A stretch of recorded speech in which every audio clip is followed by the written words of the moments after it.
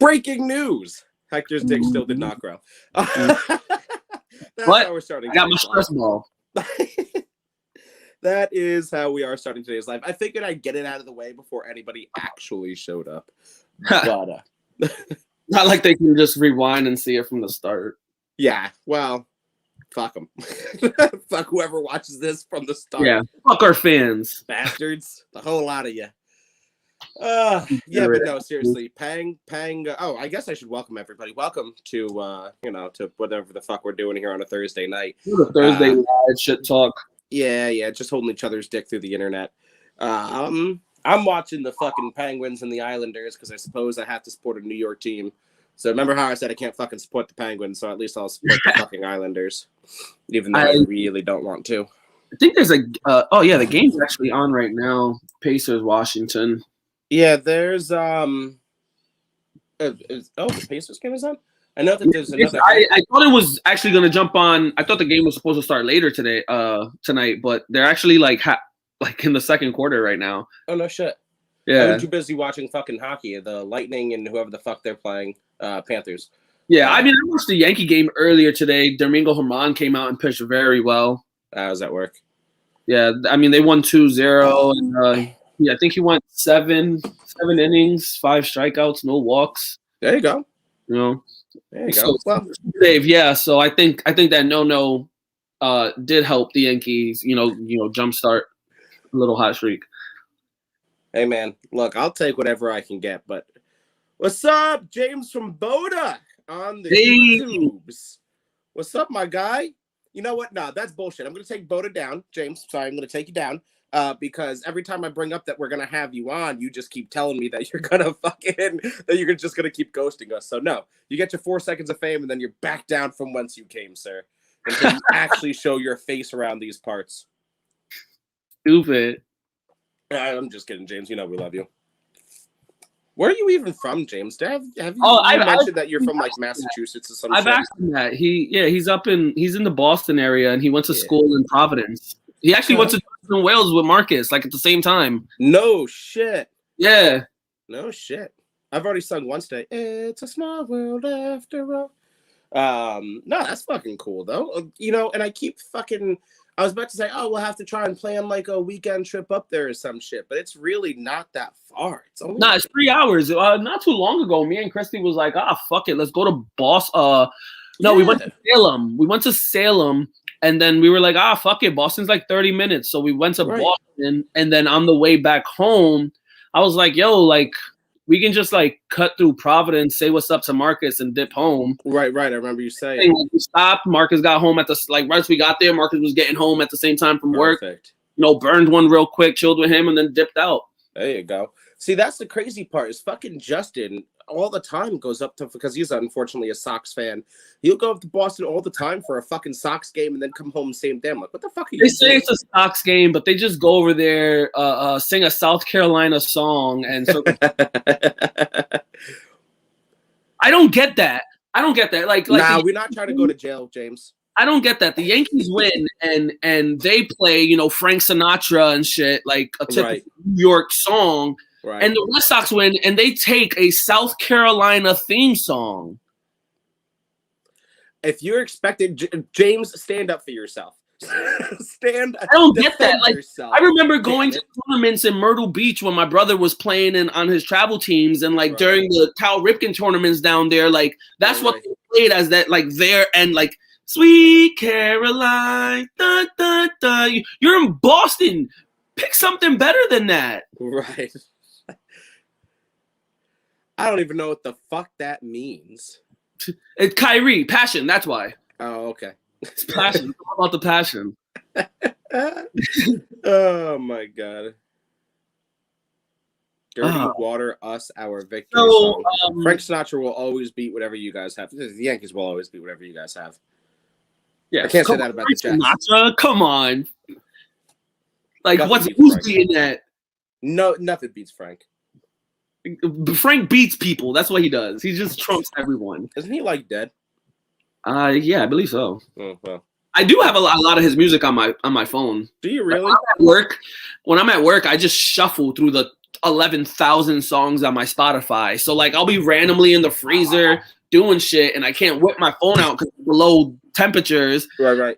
I'm like in the mood listening to like Lil Wayne and shit, and then all of a sudden I get Frank Sinatra for like 5 minutes, and I'm like, oh, you go from Pop Smoke to Frank Sinatra. That's fucking hysterical. I didn't know. I've seen your fucking playlist. I know you do. I know you go from Pop Smoke to Frank Sinatra to fucking Luke Combs to Taylor Demi Swift, Lovato to back fucking to Luke Taylor Combs. Swift.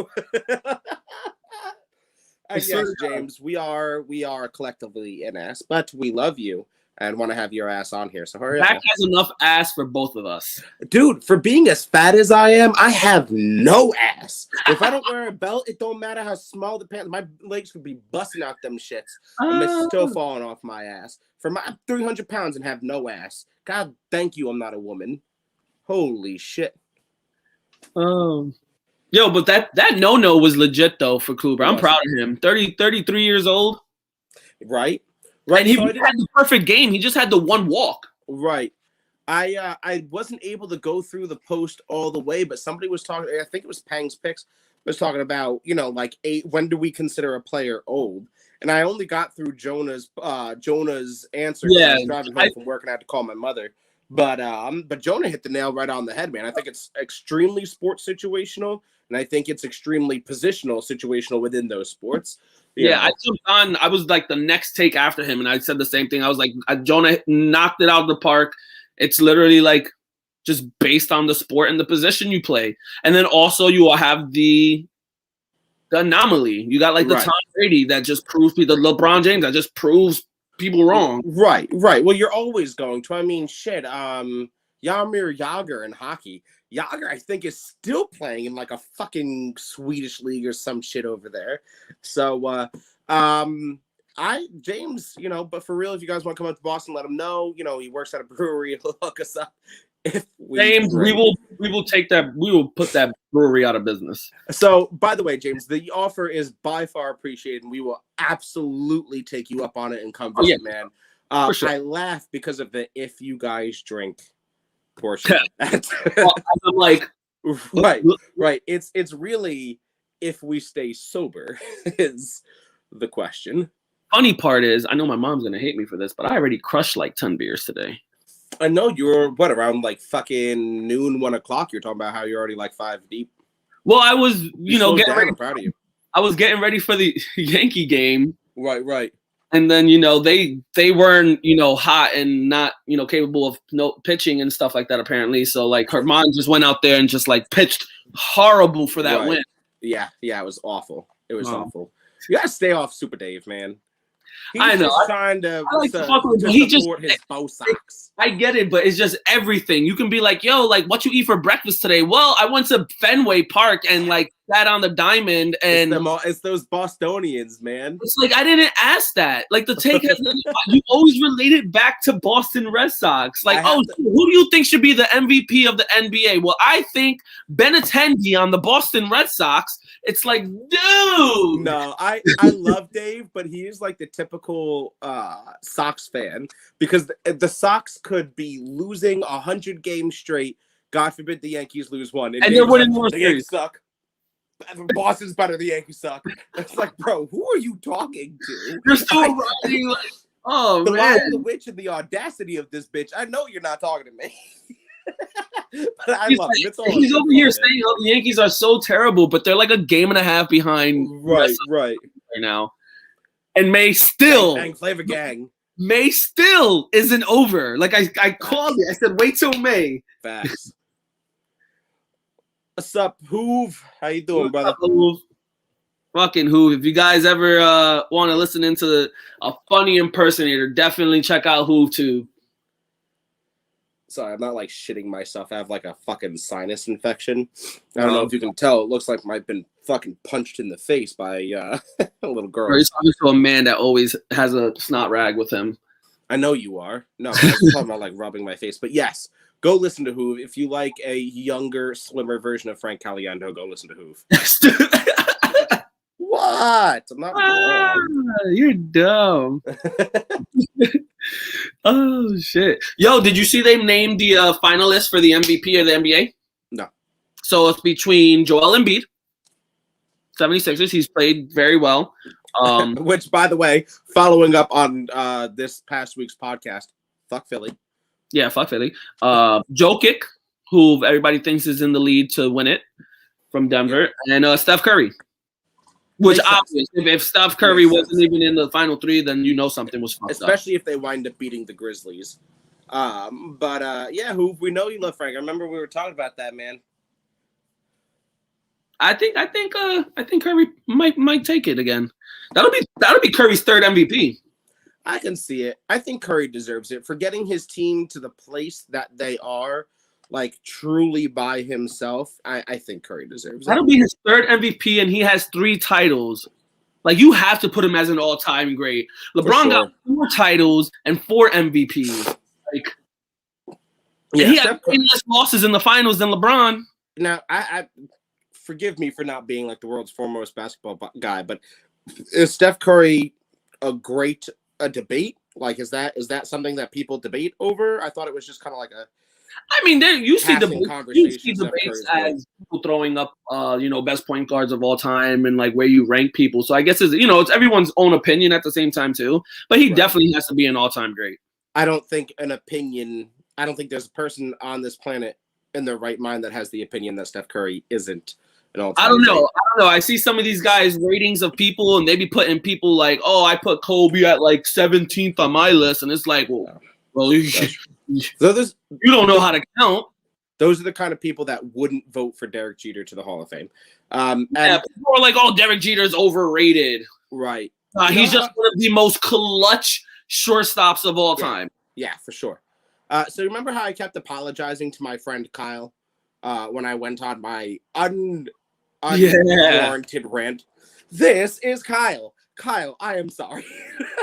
I love you. I just hate your trash can fan base and your trash can teams. But I do love you, and I apologize for my absolutely unwarranted, like 20-minute screaming session about how I hate Philly. So I do apologize about that. Only to you. So the Knicks sold out the first 2 home games naturally in hours. Naturally, and they raised the capacity. It was. I think I started at like 8,000. Then they brought it up to 10. Now it's 15,000. Nothing about that surprises me. So the capacity is 15,000, and literally sold out the first 2 games within maybe in 2 hours. Bro, they could open it to everything at midnight tonight without telling anybody, and it's sold out by 1 a.m. Promise you.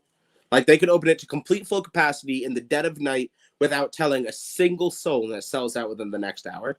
100%. Bro, I honestly didn't even try to look up the price to a ticket because I looked up a price to a ticket when they were like getting real hot later on in the season. Right. And it was like $230 something a ticket. And I'm like, I can only imagine in home court advantage in a playoff that, oh my God. Now, I know it's completely different sports, but if tickets are going for around the price of $1,400 with Tom Brady returning to Gillette Stadium week 4 of the NFL season, I can only imagine that a limited capacity Garden, the first time they've made the playoffs in how long? No shit. Yeah, I didn't even think that was going to be a question. 2012, 2013 when Melo was the last time they've made the playoffs. Yeah, so no shit that sold out. I'm surprised it took 2 hours or even less than 2 hours. I'm surprised it didn't take less than 2 seconds. And the NBA comes out and they fine the Atlanta coach $25,000 because he goes on, speaking with social media and whatnot, and he says there's a bias in the NBA because New York, if they're good, you need them in the playoffs to jump revenue. What? The NBA has been fine on revenue for the last 8 years without. The Knicks. Come on, the Knicks. I get it though. I get it. If the Knicks are a good team in basketball, it changes NBA. You got New York City bumping. I get it, but right. But has there been a lot of shady calls that have gone the Knicks' way? It's just sparked this. Not at all. This to be a bitch. Well, they fined him $25,000 for the stupid words that came out of his mouth. Saying nothing. Ain't nothing but a thing. But, Kyle, you got to see it to believe it when the Knicks are in the playoffs. And guess what, bud? Seeing is believing. The Knicks are in the playoffs. Hey, I am. Take it off. Sorry, it's fucking hot, dude, and I'm. I know. I already threw the AC in my window, bro. It's gonna be like 90 all week. All right, I'm not gonna lie, man. This iPad, look at them traps. Look at them traps. Sorry. This angle. I got a nice Gryffindor Harry Potter shirt on right now. I demand that anybody speak to me only from this angle and only for the rest of my life in this little box that you see here. This is the only way that you're allowed to view me. Yo, did you see Tim Tebow finally signed and he got his number? Yeah, 85. I saw that shit. I saw that shit. I swear. Well, I believe people are like, oh, you know, he's going to end up getting cut or maybe make like the third string tight end. Right.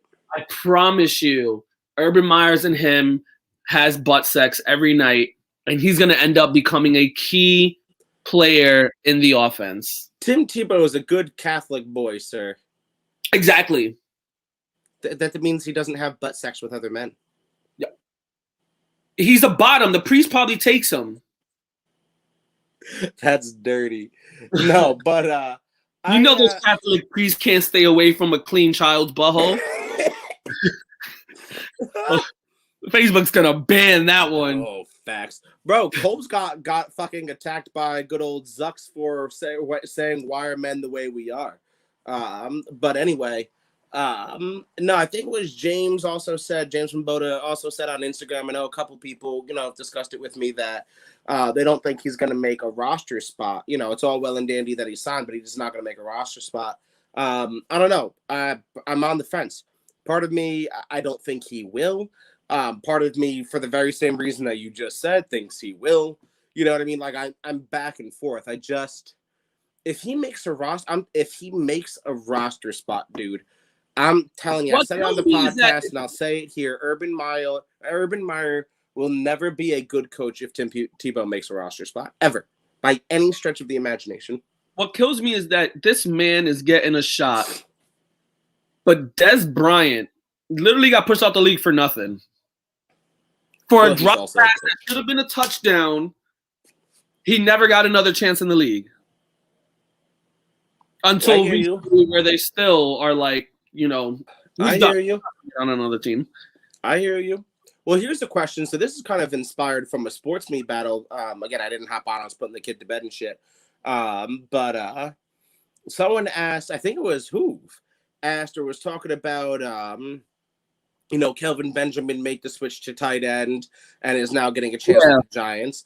Tebow switched to tight end, is getting a chance with the Jags. Mm-hmm. If I think he put it as Kaepernick switches to running back, will he get a chance? So I'm not going to ask that exact question. You can answer it if you want, but I'm not going to ask that exact question.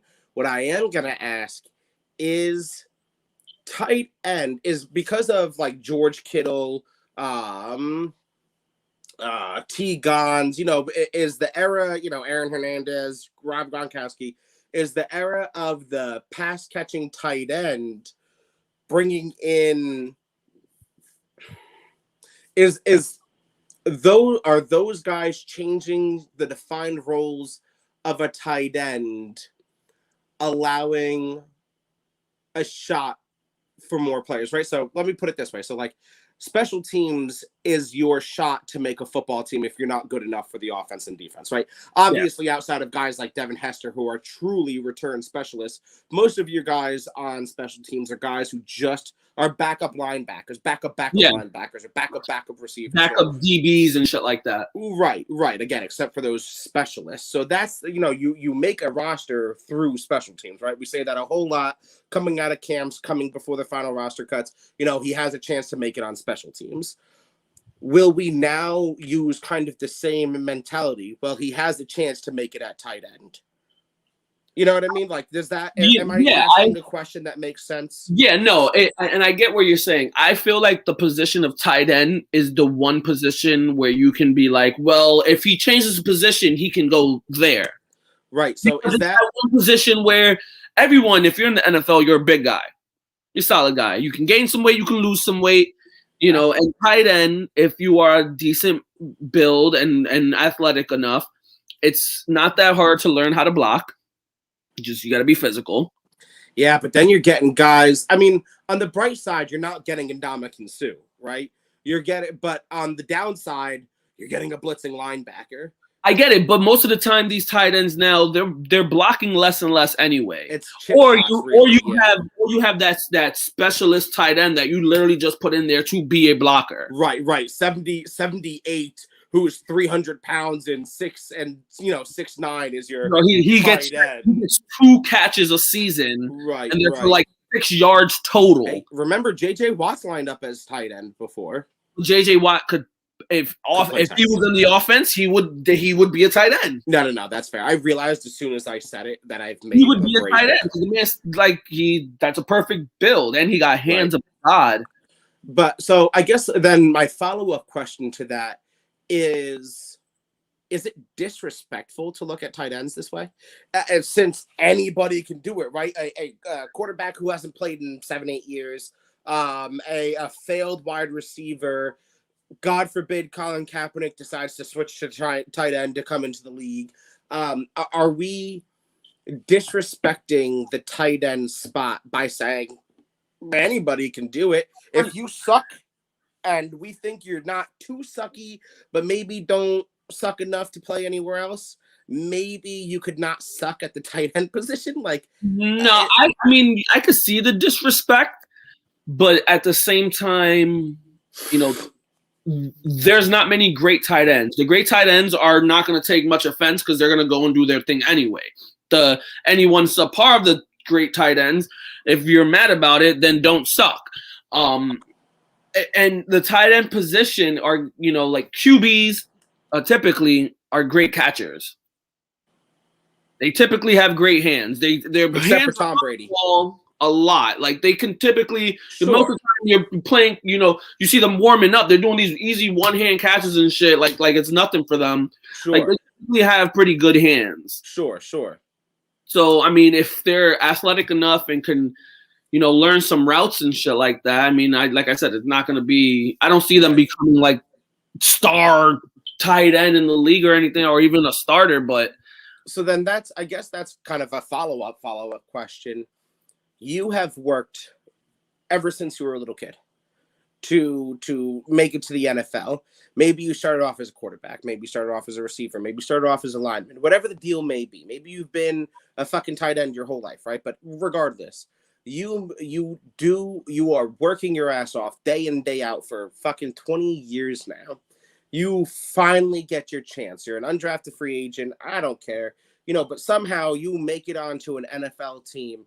And you think, wow, I have my shot to go prove myself.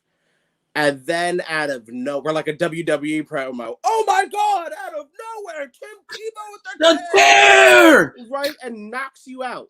Takes the belt right out your hands. Takes your position right out from under you. Dude ain't played fucking football in 8 years. Can't play baseball. Can't play football at his position. And now all of a sudden he gets your spot. He even gets to compete with you, but God forbid he gets your spot. So you don't fucking bust a cap in his ass in the middle of the night. So I'm gonna stay with the WWE reference, and I'm gonna take 2 beers and crack them together, and I'm fucking giving him a stunner, bro. Does that mean you're gonna whoop his ass, or does that mean you're just gonna beat him in a competition? Like, I gotta know what the metaphor means. No, it's 2 for 2. Gotcha. Okay, so it's both. One beer can is whoop his ass. The other beer can is beat him in a competition, and then he also still gets the stunner. Like I'm seriously, that's part still of gonna stunner his ass. That's still part of the whoop ass. I got you. No, that's crazy. I don't. It's and I was watching ESPN this morning, and Mel Kiper and Graziano were on, and they even said it. They were like, how disrespectful is it that they come? Like, he should have done this change at 22 years old when he was coming out of Florida, and they were saying, hey, you should be a tight end or a running back. Yup. But you wanted to come on and say, no, I'm a quarterback. And now, years later, you're like, oh, no, I don't mind going over to tight end. Well, you should have done that before. Mm-hmm. You're just getting, like... That's what I'm saying. And then you've got reports of former teammates coming out saying, well, it didn't really matter if he switched to tight end because it would have sucked anyway. You know what I mean? Probably, yeah, probably. Ooh, breaking news. Tyson Fury and Deontay Wilder verbally agreed to third fight and after negotiations halted against the Fury Anthony Joshua fight. No shit.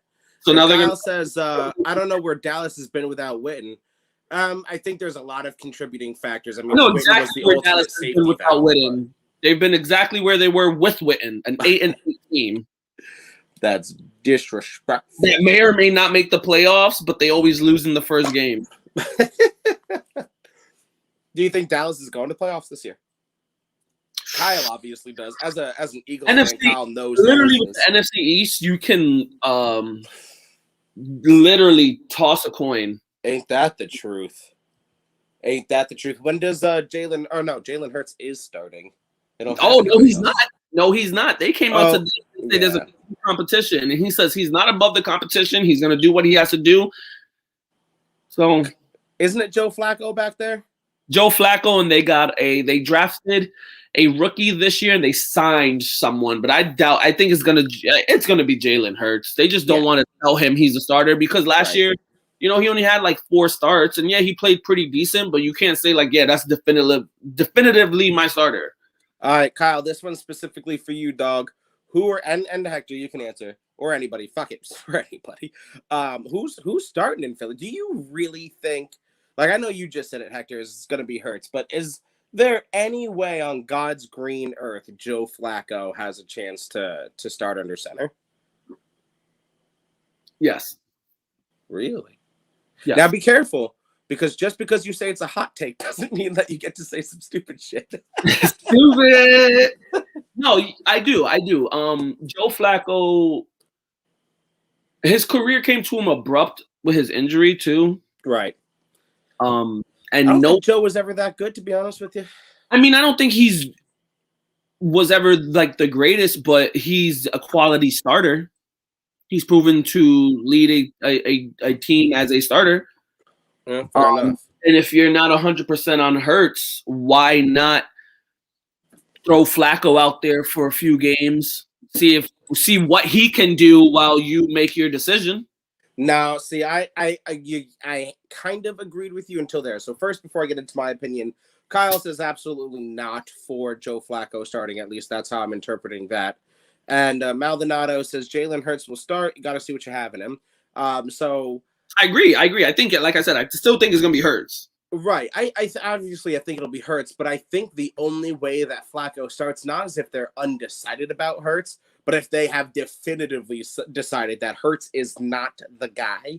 Like, I think in order to start Flacco, even for a snap in the middle of a game, save Hurts being hurt, in order for Flacco to be the starter for a quarter, for whatever the time frame may be, they have to be wholeheartedly decided that Jalen Hurts is not the guy. I mean, shit, the Jets didn't even start Flacco unless Sam Darnold was hurt.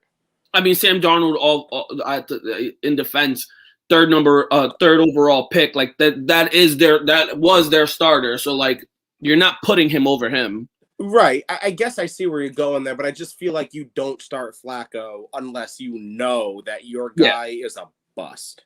Well, I don't see Flacco too much longer in the league.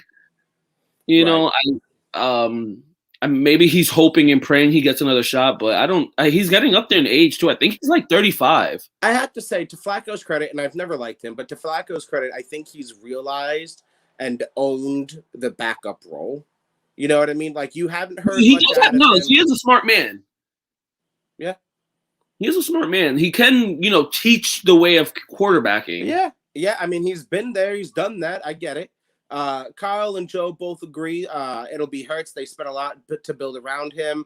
Went and got 2 former teammates out of Alabama, and Joe agrees.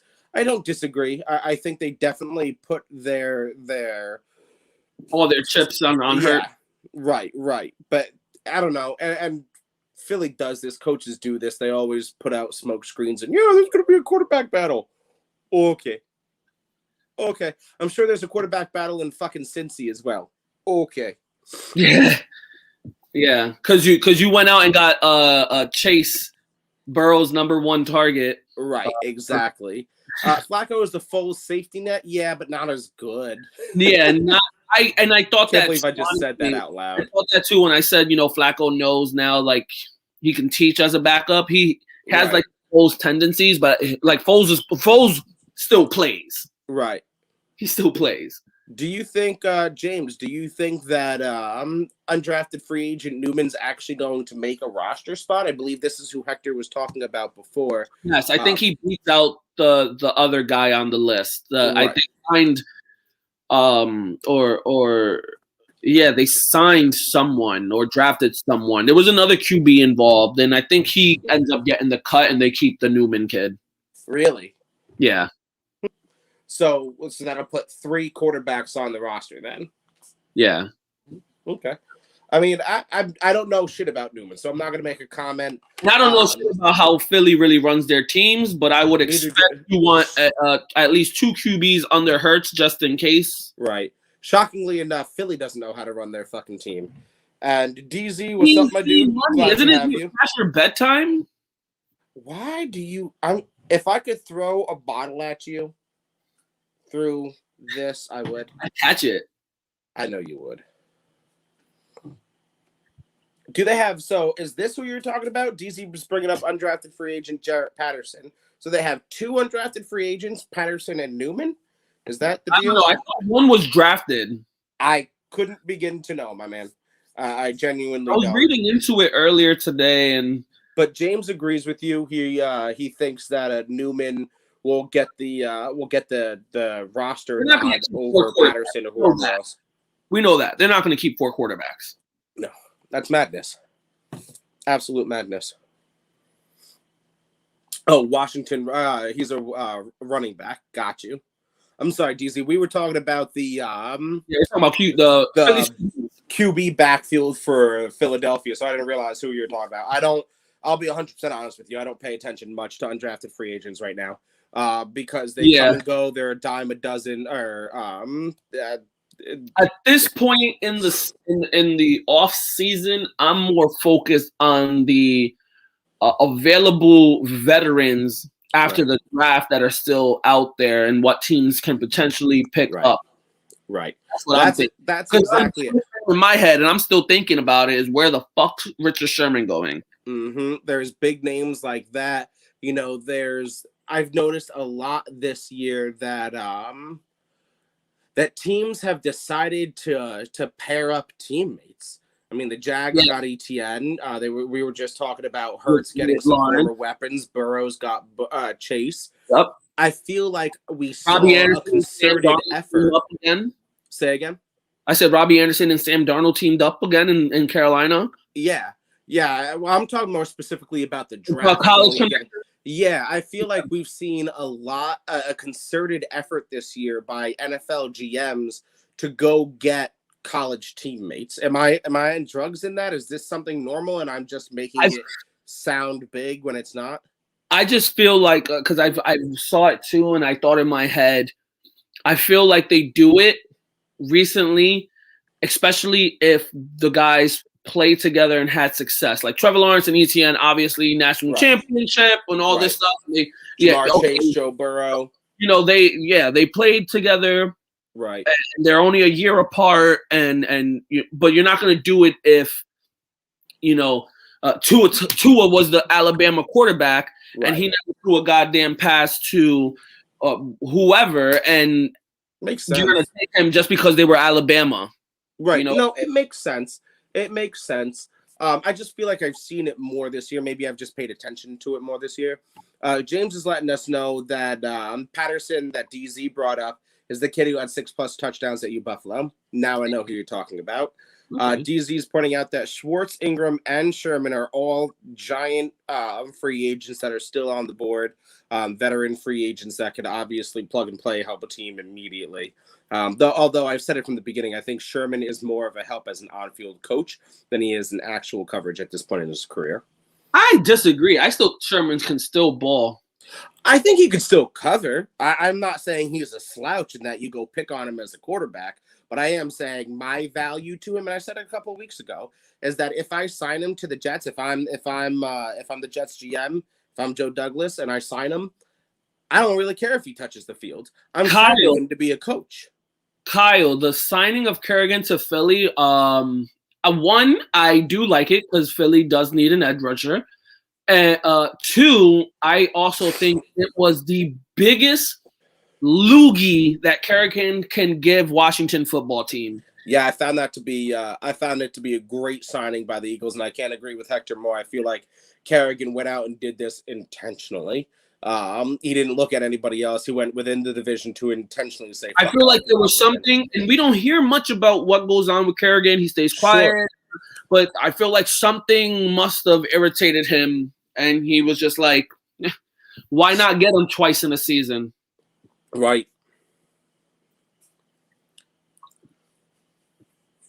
Yeah, that's true. Also, isn't Kerrigan's a DN, right? Yeah. And Washington football team got Montez Sweat and Chase. Mm-hmm. So Kerrigan, as great as a player he is, he's not starting over those two guys anymore. Yeah, no, not one bit. Not one bit. So he probably took very much disrespect to it and was like, bet, I'm going to face you twice a season. Right. Don't worry, I got you. Replace me, find out what happens. I'm going to go. But I thought he was also very good because he also played outside linebacker. He switched a lot too. Right, he was kind of like a prototypical stand-up. Yeah, I thought it would be great to, do the trio with Chase and Sweat and, be that stand-up guy outside those two guys. Quite possibly. But speaking of disrespect, if the Eagles get 15 more pieces, they might be a contender. Dirty. Okay, so maybe I would say 5 of the pieces would have to be 4 front office and still a QB. Yeah, and they've got a new head coach right over there in Philly. They got a new guy. Well, they always have a new head coach. They're worse than the Jets when it comes to getting. I know we shouldn't be talking about that shit. They're worse than the Jets when it comes to getting coaches, man. Ain't that the truth? No, although Salah looks like he has a method to the madness. Yes. I hate this time of the year, man, because it makes me optimistic. Because here I am sitting there saying, oh, well, Salah's going to be a great head coach. Salah totally knows what he's doing. I'm not sitting here saying, oh, this is what the Jets team and record's going to look like. I'm talking strictly Salah as a head coach. Right. I think his career as a head coach is going to be very bright. I fucking hope so. Coach. And I hope it's very bright with the Jets. I hope he doesn't suck with the Jets and go somewhere else. He gives me the Mike Tomlin vibe. Facts. And you know what? To Kyle's point against DC, you're 100 or DZ, you're 100%. Actually, right, Kyle, 9 now, 9 wins. No. You only and it's actually 6, gentlemen. Oh yeah. You only need 6 wins. You play each of your division, which is 3 other teams, twice. You go undefeated. Yeah, but they always split. They always fucking split with each other. I'm just saying, in order to make the playoffs, you need 6 wins. You can go 6-11 this year and make the playoffs. That's absurd. That would be Dallas Cowboys. If I ever saw a team do some shit like that and go 6-11 and make the playoffs, I'm gonna lose my fucking mind. I'd absolutely lose my shit. Well, I guess that is assuming, by the way, that the other teams in your division have a worse record than you. But I will assume that if you sweep your division, they're going to have a worse record than you. So Russell Westbrook's about to have another triple-double. Is he? Well, I mean, that's not even news anymore, is it? It's halftime. He has 15 points, 9 assists, 7 rebounds. Jesus. They'll get that by the end of the third quarter. Yeah. They're up 66-52, and I do believe they'll take out the Pacers tonight. Really? Which would put Washington to play. Oof. They would play the Nets, I think.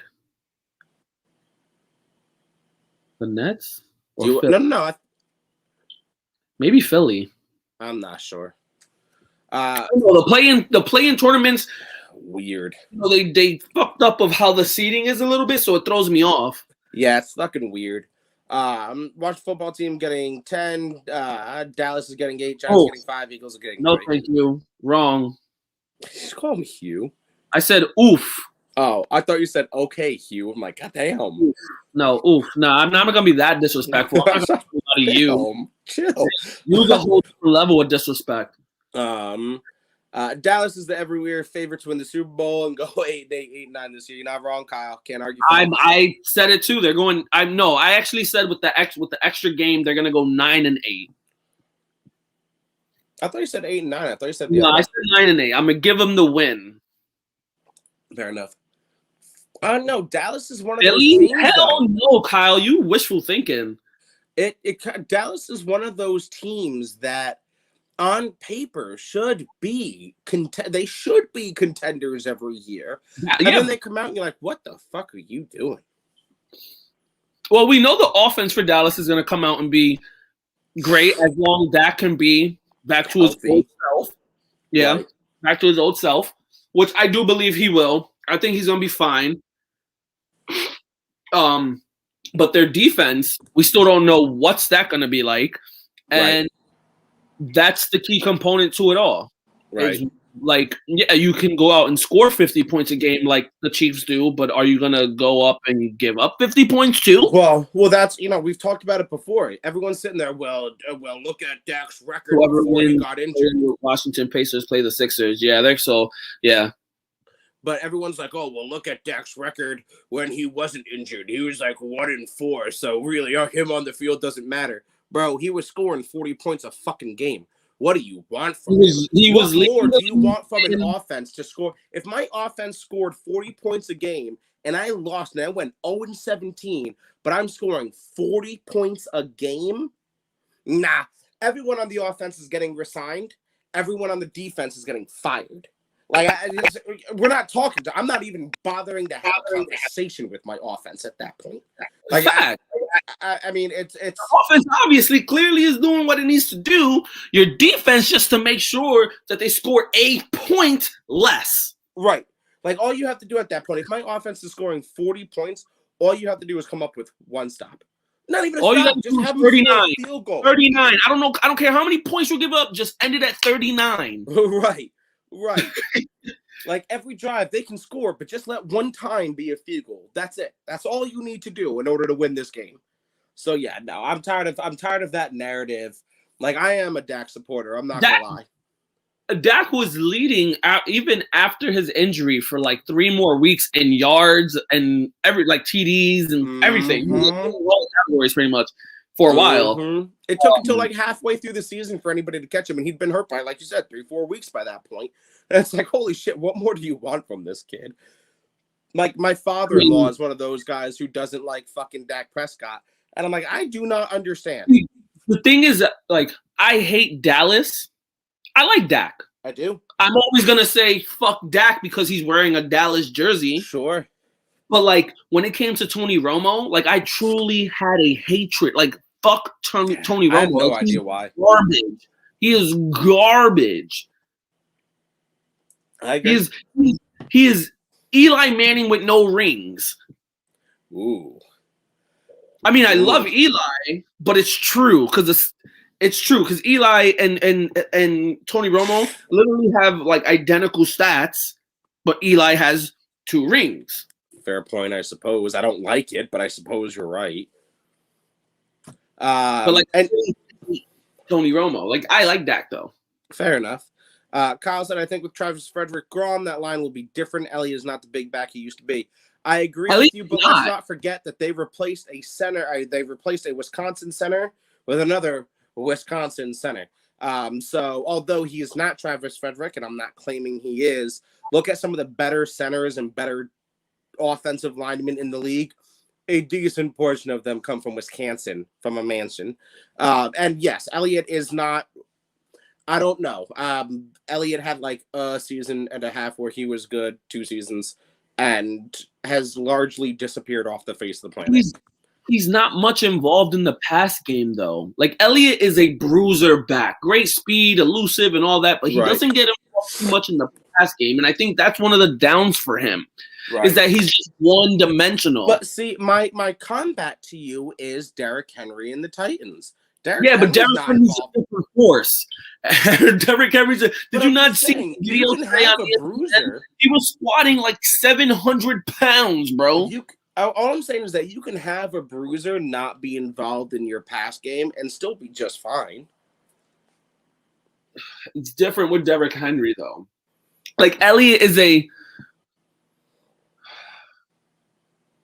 like, Dallas, the Titans, with the way they run their offense, everything's through Derrick Henry. Well, naturally. You know? And the Cowboys' offense is not everything through Elliott. So when not everything's through Elliott, and you know he's not dynamic being a pass catcher, then you know whenever he's getting the ball, it's literally just going to be a run play. And it's easier to stop Elliott than it is to stop Derrick Henry. I mean, obviously, I'm not going to take a take against that. I'm not stupid. No, I don't know, man. You know me. I think everybody overprices and overvalues running backs as it is, with the exception of Derrick Henry. But Elliott could, I think, personally be doing more for his fucking team, whether that be involved in the pass game, and maybe that's the fault of the offensive coordinator. So check it, because the whole battle over the last few years have been Elliott and Barkley. Like, who's better, especially their divisions. I always say Barkley is a better back. He's a generational talent. He just got the ACL injury. It was a freak injury. Right. You know? People are always complaining that Barkley's, he's overrated and stuff because he's always full of injuries. He's had one injury, and he had an ankle tweak the season prior that kept him out for like 3 or I think like 4 or 5 weeks, but yet still almost rushed. I think still rushed for 1,000 yards. Right. So this year will prove, with both of them healthy, being back, who's a better back. If they stay healthy. I think this is the year where you can be like, all right, these backs, like, what are they going to do? And who's better? In today's day and age, do you take Alvin Kamara, one of the more elite receiving backs, right? He'll get you like 1,000 yards rushing, but is also going to get you like. I know the man. He was on my fantasy football team who I won a chip with. Or remember Akuna Kamara? Remember that? Right, but that's fantasy football. I'm taking in a real football game. If you are the coach, I'm just saying, I've had the man. I know his talents. So say you have Alvin Kamara, who will give you 2,500, 2,200, let's call it 2,200 total yards. Scrimmage, all right. Split evenly passing and receiving. Or Derrick Henry, who'll give you 2,200 yards, but 2,000 of it being rushing and 200 of it being receiving. Who would you rather on your football team?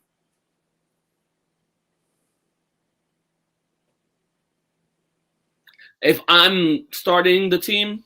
Yeah, if you have these two guys before you, both in their prime, both healthy, they're going to make it through the entire season. They're going to give you the exact same amount of yards, but one's going to do it equally through passing and running, and the other is going to do it largely through rushing. Who do you take? Hard decision. I'm taking Kamara. Really? Very, very hard decision. Because in my heart, when I want to start up my offense, I want a Derrick Henry. Right. I do. But I also am thinking of how I want to run the rest of my offense, and Derrick Henry won't fit. I would have Kamara, and then I can find a lesser Derrick Henry that can do what he does, just not at that, productivity. Maybe. Just someone to give Kamara like a Mark Ingram, who changed the pace for Alvin Kamara when they were on the Saints and did very, very well. Sure. And you got to take into account, like, this is not old school football anymore. Like, back in the day, I would want a bruiser, and then I'm going to get myself some elite receivers with my QB. Right. But now everyone has to be able to do everything. So that's that's exactly the point that I was trying to get at. Is it's a shift in mentalities, right? Like me, I'm taking Derrick Henry, and it's not even a question. And for me, and I hear what you're saying, and I don't think you're wrong in what you're saying, but for me, I take Derrick Henry because Derrick Henry thrived with Ryan Tannehill. Alvin Kamara thrived with Drew Brees. Now, I'm not saying it's Alvin Kamara's fault that Drew Brees was so good, but I wonder if Alvin Kamara had Drew Brees, would he be as successful? If teams didn't have to respect your quarterback, because you have to respect Drew Brees. So you can't stack 7 guys in the box against Kamara because you have to respect Drew Brees, no matter who his receivers are. But with boy, what? He was slam boy. Exactly. But where with Derrick Henry, you could have Ryan Tannehill, you could have Trent Dilfer, a mediocre quarterback, because they're all going to stack the box. You have to, and it's 1-on-1 outside. Right. So all I have to do is, I just watched a video the other day of a fake handoff, and then Ryan Tannehill took off for a 20-yard touchdown rushing. I could have a mediocre fucking athletically and mentally quarterback and still pretty well succeed with my bruiser back, because I just need the dude to fucking hand the ball off, get 20 yards, have everybody stack the box, and then I'll dink a slant, let my guy go get it, and get 40 yards of yak. Let's ask the fans, guys, who would you guys take? Alvin Kamara or Derrick Henry? Yeah, let us know who would you guys take to start your team. If you were a head coach, you're like the New York Jets, you just got signed and you get to build your team. Right, knowing that they would give you the exact same production total yards, but Kamara split 50-50 receiving and rushing, and Derrick Henry mostly rushing. You know what I mean? Like that's the context here. And Kyle, because I kind of want to bring this up, Zach, the new segment that we were talking about, bringing up to the fans. Yes. I want to start something called ATA, Ask the Audience. Yes. You guys can shout out some topics or something you guys want to discuss, and me and Zach will go at it. Which is kind of perfect because I have Kyle's question up here. How is, I believe he's talking about the Philadelphia defense? Non-existent. I disagree. I'll go ahead and take the opposite of this. I disagree. Now, I don't know much about their defense. Outside of Kerrigan, I cannot name a singular person on the Phillies defense. But what I will say is that I know it's filled with a bunch of young talent. So I don't think it's absolutely terrible. I'll take young kids. I'm going to ride off it. Depends on the defense. Now, everything's the same, Kyle. You can't cheat out. Everything is exactly the same on defense. Everything is exactly the same on offense. I mean, even though we didn't really stick within those rules. No, but we didn't talk about defenses. We were just strictly talking about our running backs. But say the defense is the same. You can go ahead and switch up the offense however you'd like, but keep the defense the same. And I actually did not know that, Kyle. Thank you for teaching me that. Apparently, their D-line was third in sacks all year. Yeah, but that's only their D-line. Last time I checked, there's 11 men on the field. Well, defense, what are they running, 4-3? That means their D-line is good, but their corners and safeties and linebackers are not that great. I would like to, Kyle, if you could, can you look up Philly's point differential? I'm interested to know that. Because, if they were losing close games all season, I can't speak knowledgeably enough to know if they were or not off the top of my head. But I'd like to see what that is. Joe is obviously correct because he agrees with me. So that's all that matters. The rest of it doesn't. Although it's a good opinion. You're dumb. You're dumb. Joe, if you meet me at Beer World, I will buy you a case to take my opinion. That's bribery, sir. Hey, I gotta do what I gotta do. I said what I said. But in all honesty, I agree wholeheartedly with Joe. Is that running backs like Kamara really are largely replaceable. But Derrick Henry, it's indisputable. You can't. You can't go get another Derrick Henry. You even said it yourself. Maybe I could go get a poor man's Derrick Henry. Maybe. You know what I mean? Like, you can't get Derrick Henry ever. I can go get Alvin Kamara. His name is Nick Chubb. His name is Christian McCaffrey. Nick Chubb is more of a Derrick Henry than Alvin Kamara. Sure. But I'm saying you would have said Kareem Hunt, then I get it. Fine. You know what I mean? But there's 3 guys I could name that I could get that could easily replace Kamara. Yeah, but I guess, but that's, like I said, it just depends on how you're setting up your offense. It doesn't matter. Like, it's literally just an opinion. Right. How are you setting up your offense will determine if you're going to take one of the other backs.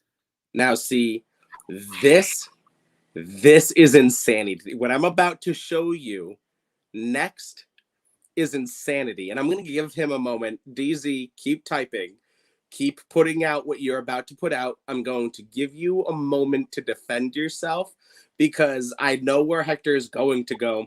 And I'm also not going to stop him because this, and I know I'm holding it up for everybody watching, this is a crazy take that you can have a difference of old school versus new school. Wait, so it's a hot take that's stupid? But this is crazy. Henry, I don't care what your new school, old school opinion is. That is madness. That, I get it. You're putting a lot of, and I'll show you his list here in a second. He's putting a lot of emphasis on pass catching, a disproportionate amount on pass catching. So I'm going to show you in order all of his comments. So he says he's 6th outside of these guys. And this is how I know he's putting a disproportionate amount of pressure on receiving yards.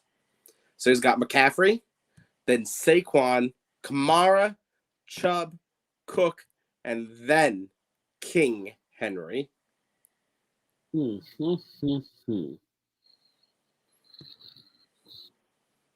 by the way, both you're only defending him saying 500 yards in 2 games, bro. So you might have not wanted to put that.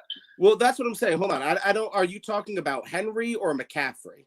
He had over 500 yards against the Jags. If this is an attack on Henry, that's madness. And if this is props to McCaffrey, then okay, it's the Jags. I'm sorry. Hold on. I'm not. It's the Jags. His list and the Texans isn't crazy. No, but to have Henry not in the top 5 is. Right. So look, and let me make it clear. I agree with Hector. This list is not crazy. McCaffrey, Saquon, Kamara, Chubb, Cook, Henry, all names that are in your top 6. These are all names that everybody has in their top 6. And I don't disagree with you, but I think it's madness to put Henry outside of the top 5. I think Chubb is better than Henry. I'll take Chubb over Cook. I'll take Chubb over Saquon. I'll take Chubb over McCaffrey. To me, McCaffrey might be in that argument. So for me, it's Henry, McCaffrey, and Kamara are your top 3. I cannot imagine Henry being third in that, but I don't think I would lose my mind. I'm saying a case of Heineken. I got you, bro. I mean, it's not my beer. I'll buy my own case and drink side by side with you. Okay, so this is a condemnation of Derrick Henry because he had almost, we'll call it 500 to 700 yards against those 2 teams alone, 1,300 against all the other teams. Okay. You're only defending him. Yeah. 1,300 in 15 games is not a bad number of pure rushing yards. 1,300 yards of pure rushing yards. Wait, so now are we rating him? Are we rating them based off of last season? This has to, I would believe so. I think that's what we're talking about here. Because if we're rating them based off of last season, McCaffrey wouldn't be number 1. McCaffrey, if you're just rating them, I would put McCaffrey number 1. But if you're rating them based off of last season, I wouldn't put him number 1. You know why? Because the man wasn't on the fucking field. Also a fair point. So, I can't. We're just rating them. I would put McCaffrey, Henry, Kamara, Cook at 4, and Saquon at 5. And then Chubb is your 6th. Chubb would be my 6th, with the fact that I maybe even tie for 5th because we don't know what Saquon. We know Saquon's ability. We know what he's done in a season, and we know what his potential could be, but we don't know how he's going to be coming back from an injury. Right. And I hear you. In DZ, this is a new school mentality, and I am not saying you're wrong in this because there are a lot of people who agree with you. I am older than Jesus Christ, and I disagree. Don't get me wrong, he is a great runner, but if they pass, he isn't a threat. Well, you have to worry about the other guys in two ways. I agree with you wholeheartedly, and it's maybe because you were away while we were talking about this. If I have Derrick Henry in my backfield, you must put 6 to 7 guys in the box. Unless you want a 30 to 40 yard run every time, you absolutely must cheat and put 6 to 7 guys in the box. If you have Kamara, I can live with 5 guys in the box and drop the other ones. And to put to the fact that, running backs, now people are looking at running backs as a hybrid. They're not even running backs. They're like, they're a hybrid. They're a slot man. They're a pass catcher and a runner. And that's what people want. But when you look at a typical running back, as in the Derrick Henry standpoint of things, he is still part of the pass game, because when shit gets crazy, those little out routes, those little inside slants where they dink it off to him so he can see what he can do, you still gotta tackle the man. Fair, but I see what DZ is saying. 10 times out of 10, that first guy ends not tackling him. And I hear what you're saying, but what DZ is mostly saying is, outside of flare routes and little out routes, you don't really have to worry about Derrick Henry running a wheel or running a slant or running a drag, or you know what I mean? Like, you don't have to worry about it. And I respect that. He's thinking as a pass catcher, as like a Kamara, where he can hit the home. You need the home run. You need 10 yards to keep the play alive. But that's exactly his mentality. Is much like you, that receiving adds a different dimension. But to me, you named 4 guys who are largely the same, 5 guys who are largely the same person, and who I can go find at a dime a dozen, and with a great quarterback, make you into a good receiving running back. Yes, they are all athletic, and I am taking nothing away from them, and they all are in the top 6. Your machinations of who goes where, it is up to you to decide your own. But I agree, all 6 of those are in the top 6. But because 5 of them are exactly the same, and the one guy is different, you're mentioning this one guy with everybody else because of how dominant he is at one thing. I would rather be the master of one thing and be unstoppable in one thing than be pretty good in 2 things. Hey, Mariano was unstoppable with the cutter. Just saying.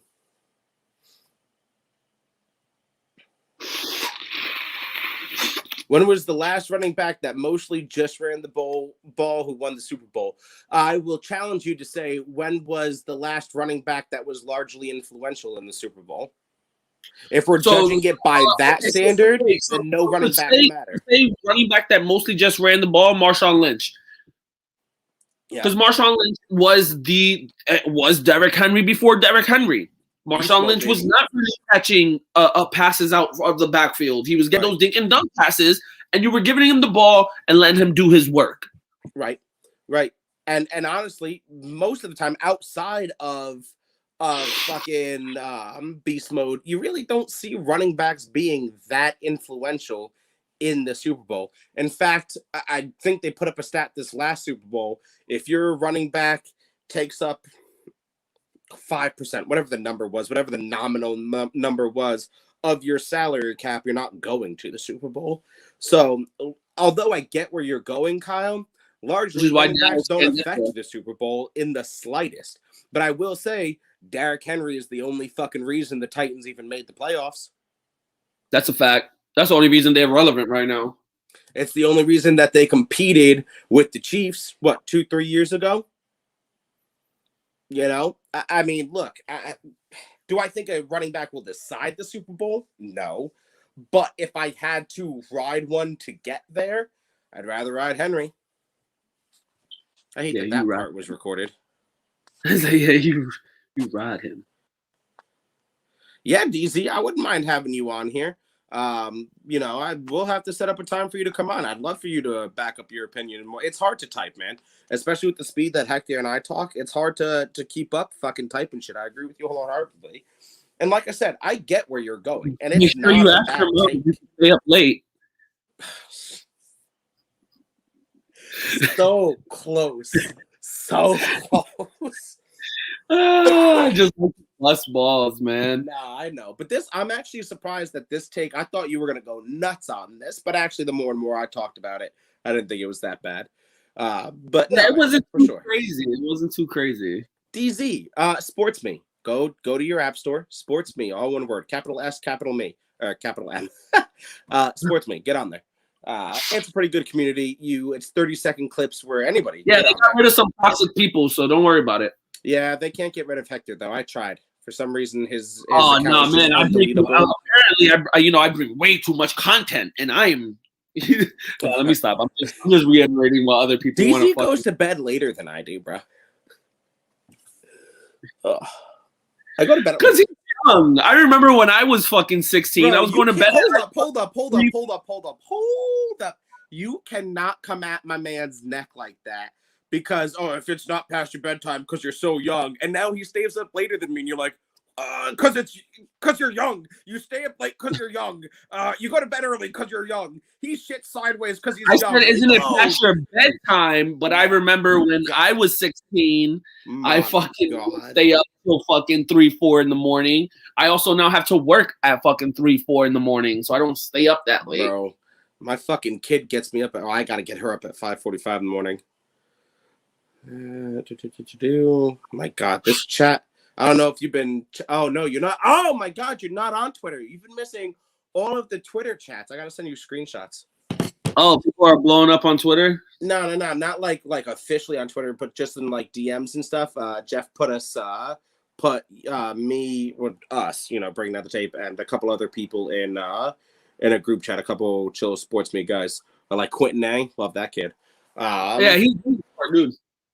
But yeah, no. To round up that conversation, I'm taking the best pure running back, maybe one of the best pure running backs ever to play the game, if not the best, over a hybrid every day, over pretty good hybrids. I mean, to be honest with you, let's see. I honestly, Henry's a Hall of Famer. Just to put this all in context, Henry is a Hall of Famer. Kamara is a Hall of Famer. McCaffrey, I think, is a Hall of Famer. I think he will be. Maybe not right now, but I think he will be.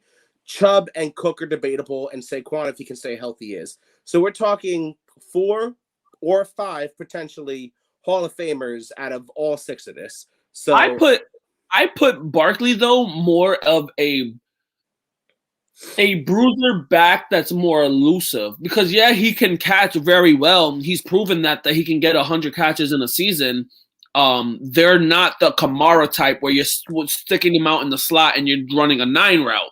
Yeah, I would say you're thinking it off to him or hitting him on a quick slant, and he's putting in work. Right. I would say Kamara is closer to a receiver, whereas Saquon is closer to a running back. I feel like that's fair. Yeah. I feel like Derrick Henry is the prototypical running back. Saquon also is right there, but he can catch the ball. It's just not the way that McCaffrey and Kamara catch the ball. Right. No, I agree with you wholeheartedly. Hoove is back. His Wi-Fi was out. That's lie. He misspelled it. His wifey was out.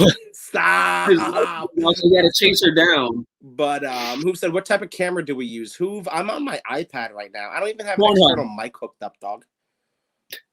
Yeah, I got my external mic hooked up to my girl's Mac. So yeah, we're both on iOS systems. I did just buy a poor man's. Where is it? There it is. A poor man's GoPro though, and I was gonna use that as an external. Ramali, is that from fucking Afghanistan? Hey man, you get your cheap shit where you get your cheap shit. Leave me the fuck alone. Yeah. I was gonna use that as an external camera on the laptop, but the laptop is being slow, so I was doing some cleanup shit that's gonna take 6 fucking hours. And then normally I have a Blue Yeti Snowball external mic. But Hector, this is for you. And if I can open this handy dandy little box, I got 2 of these, by the way. Anal beads? What? Close enough. There it is. Little clip-on mics. and they're like fucking 16 feet long, so we don't have to worry about like moving around too much because they go anywhere. So yeah, I got a bunch of new toys. I got these little things that they hook up straight to the fucking phones and shit. Man. Fucking Hoove. Hoove apparently joined the Glide chat. Yeah, knowing that Hugh is over there, bro, I want nothing to do with it. I'll call it straight out, and I'll call a spade, bro. Like, I've got no desire to be a part of anything Hugh does because that shit's gonna throw me in jail. Hugh runs his mouth because he's never been punched in the face, and I'm about it. I'm about that, and I'll it's on site for me, so I can't be a part of it.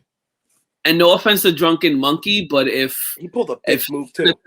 If he's gonna continue acting the way he's been acting of recent, like it's like love Drunken Monkey, but it was so crazy the way he came out of late and pulled the right. I'm the president of the Not Give a Fuck crew, but yet you're crying all the time. Like I do like Drunken Monkey, and he's not too far from where we live. He's down in Delaware.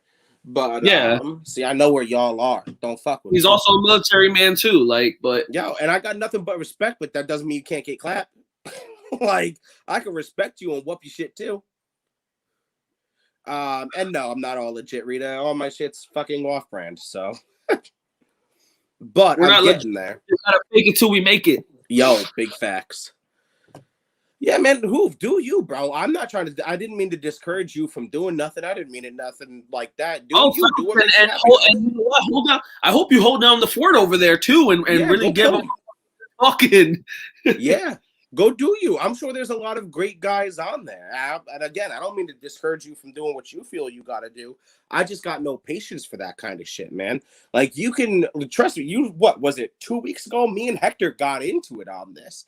And if you've seen it in our personal lives, we get into it. There's plenty of ways you can get into a heated fucking debate and be screaming at each other, but have a level of respect to treat somebody like a fucking human.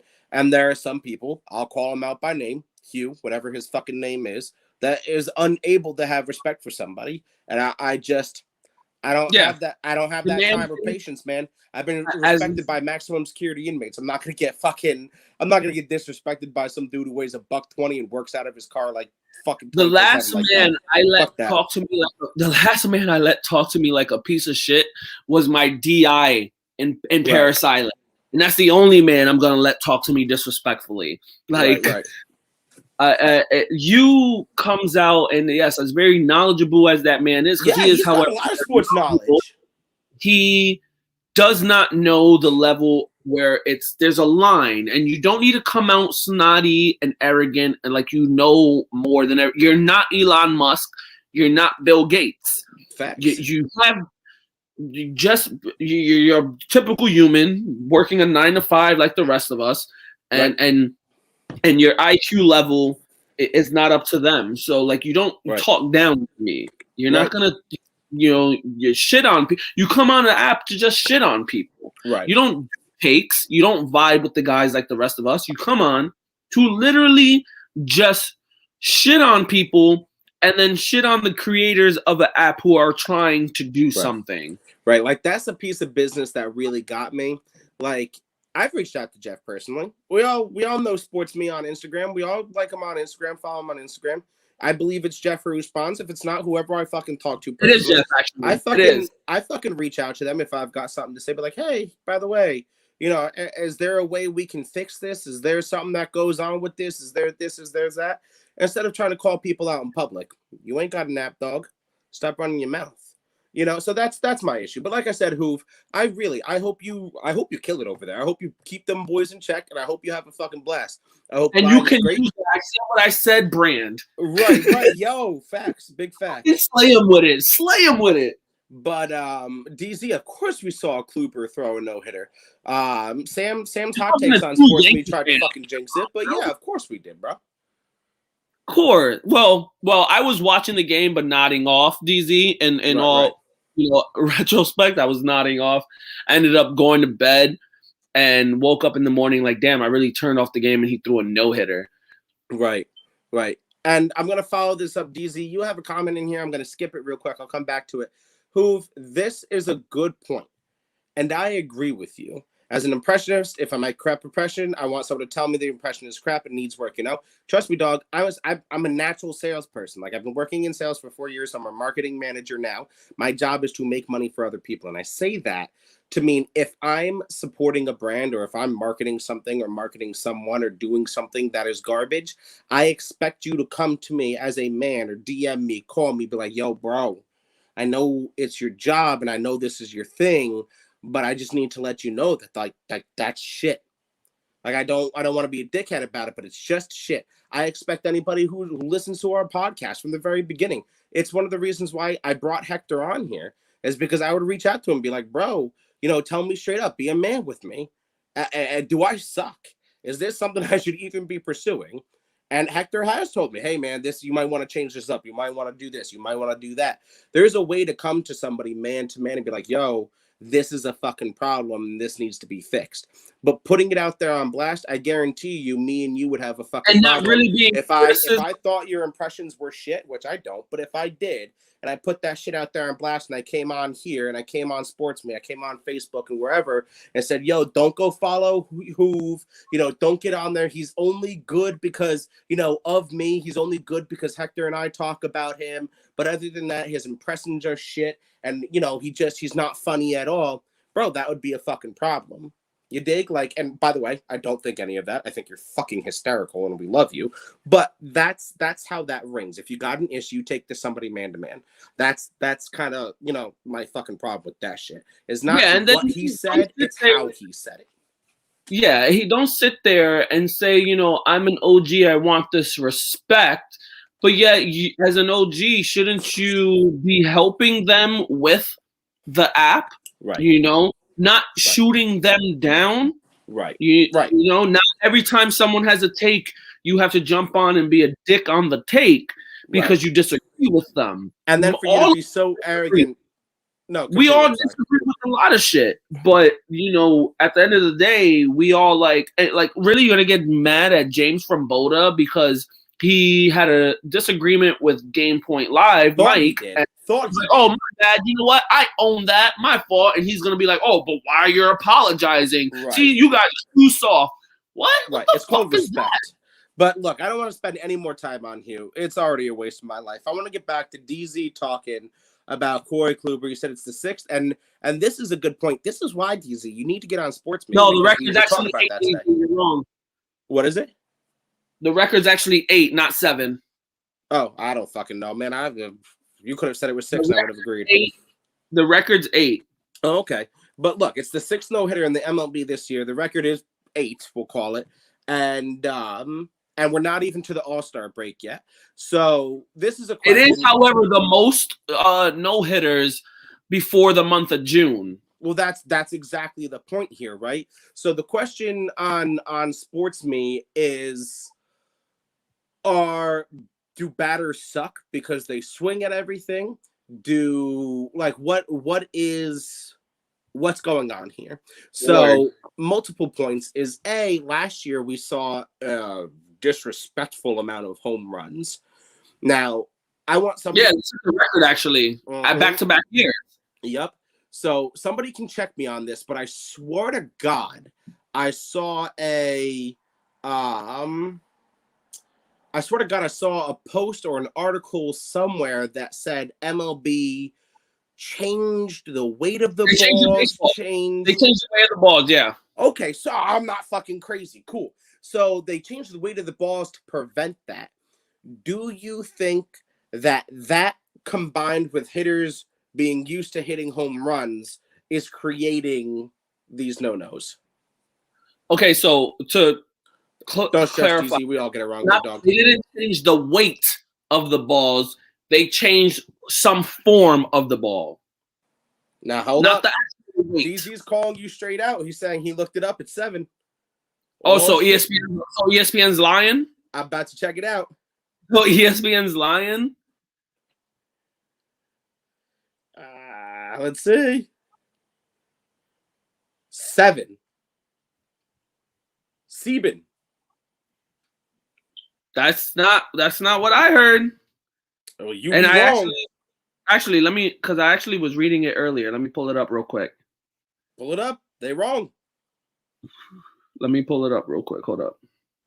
You're looking. Ooh, hold up. Let me pull it up. He's wrong.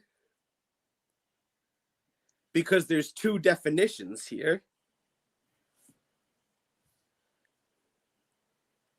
The record for most official no-hitters in a single season is 8 in 1884, and the modern record is 7. So we're both right. But yes, that's what I was saying. So we're both right.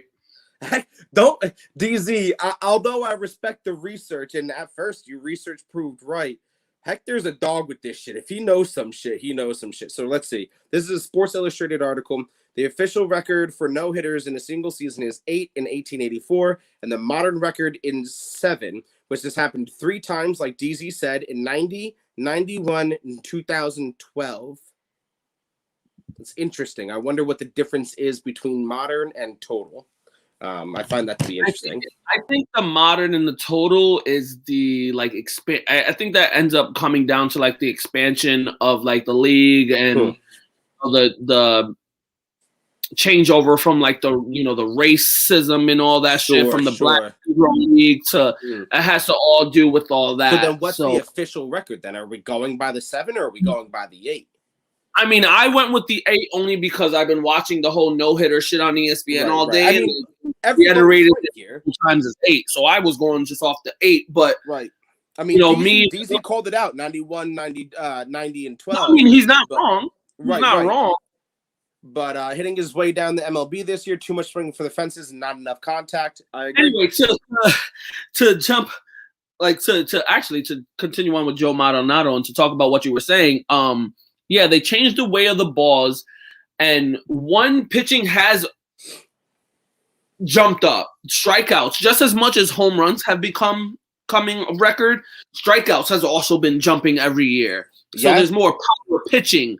There's more pitching going 99, 100 miles per hour than we ever seen. Back in the day, you hit 100, you're a rare stone. Now, back in the day, we were in high school when that was a thing. When you hit 100 like multiple times in a game, you were God.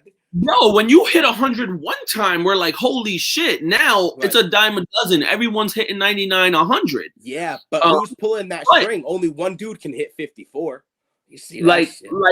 Like Hoof said, and Joe Maldonado and everyone, all the hitters now, there's no singles, there's no doubles, there's no triples. It's home run or it's nothing. Yeah, that's true. So now the batting average, when you put home run or nothing with power pitching, well, I wouldn't even say just power pitching because now you got power pitching, but the pitchers are now they're so accurate too. They're pinpointing. Small ball is dead. Pitchers are accurate with their shit. Right. Your strikeout or nothing, that's gonna change your batting average. Is that why we're seeing guys like DJ LeMahieu? I'm sorry, please. You might hit 1,000 home runs in a season, but your batting average as a collective is not going to be there. Right. Is that why we're seeing guys like DJ LeMahieu really earn his money and earn these acclaimed spots? I'm glad you brought that up because by the way, we have to have Sam's hot takes. I want to have Sam's hot takes on. Oh, of course. I'm glad you brought that up because we were having the argument with our boys, Jack and Can. If you never heard of them, look them up. Jack and Can. They're awesome to listen to and have a good time to be with. We spoke about it earlier, how Cobes, plays softball, and I was like, "Yo, you're DJ LeMahieu." Yeah. In this 90 mil a year. In this modern day, it's home run or nothing. So DJ thrives in this being that singles doubles guy. Yep. Because you're not expecting that. So he's going to get a lot of hits. His batting average is going to be skyrocket, and he's going to get the occasional home run. No, I agree. It's worth a lot in baseball these days. That is worth a ton of money in baseball these days if you can do that. So mind you, you go on the defensive end, and he's a fucking lock. Right. So if we see, just strictly talking about the batting aspect, because I do agree about DJ's fielding aspects, will we see, of this day of power hitting, power pitching, if we get a modern day Moneyball Oakland A's, right? Guys who really live and die by the analytics, live and die by the drawn out at bats where they get on base more often and have higher, on base percentages and hit percentages. Do we see those? Do we see a team like that winning the World Series? We already have one. They're called the New York Yankees. They bomb for a reason, but if you look at their on-base percentage, right, they draw more walks. Mix. Right. They draw more walks than, and they're the most patient team ever. Everyone through that lineup, top to bottom, right, walks. You're either walking them, or they're hitting a home run, or they're getting that clutch hit, because throughout the lineup, you got that Tyler Wade, that DJ LeMahieu, that Brett Gardner. And then you also have the Giancarlo Stanton. That's going to send them all home.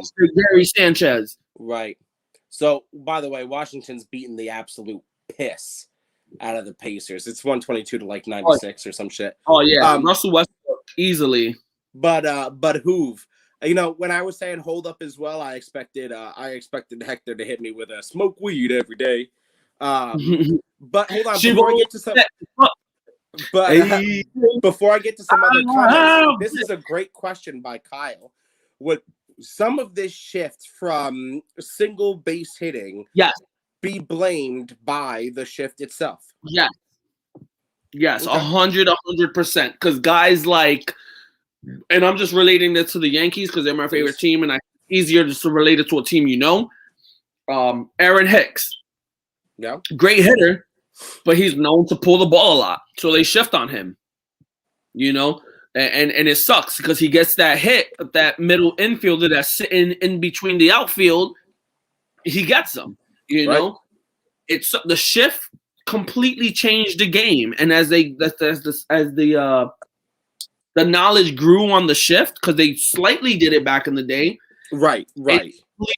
Jason Giambi, he was a straight pull monster home run hitter. When they figured out the shift, done. It. Yeah, I can agree with that. I think a shift is a large reason that we've seen a home run or nothing kind of mentality. DZ pulling out some Henbo style research, because I know the silence backed up by this comment means that he was Googling and working his ass off. He was pushing hard. He was like, I'm going to prove Hector wrong. God damn it. I know. He wanted it. No one is 100% sure when the modern era officially began, but people consider it 1900 as the first year of the official era, which is why we have that split in the 1844 stat of 8 and the modern 90, 91, and 2012 of 7. So that would make sense. And Joe Maldonado, the Royals won in 2015. It does, but then I remember in the 1900s, when the 1900s actually hit, there's more teams because Boston Red Sox weren't even relevant until 1912. True that. Teams weren't even Marlins. When the hell did they come? Years later.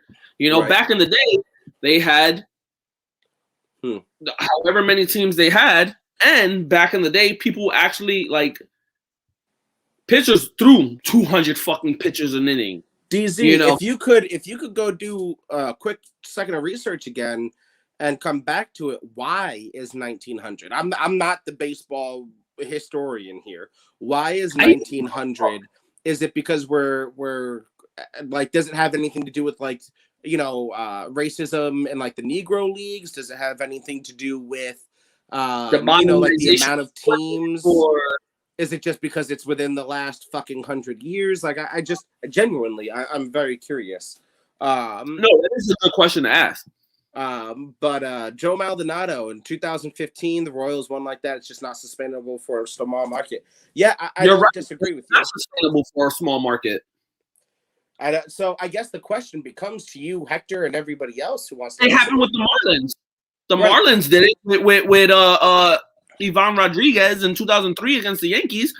They did it, but so then how do we get more dichotomy in baseball? How do we get more if that's not sustainable for small market teams, which I have no inclination to disagree with?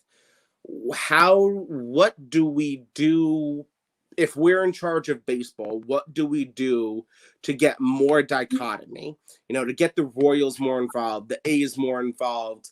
You know, to get these smaller market teams more involved, more instead of saying, oh yeah, the Yankees at the beginning of the season. If you say the Yankees are going to win the World Series, no one's going to fucking laugh at you. If you say the Sox are going to win the World Series, no one's laughing at you. If you say the Dodgers, those guys have built their legacy. Those guys have built these small teams because they're still so relatively new. I mean, I know they've been in for years. That's the problem. Relatively new. That's the problem, is age. Yeah. So the Yankees had to me at least, the Yankees had years, especially being under the same owner. Like the Yankees never had a problem with an owner change. Sure. It's been the same family for years. The Steinbrenners. That's it. Right.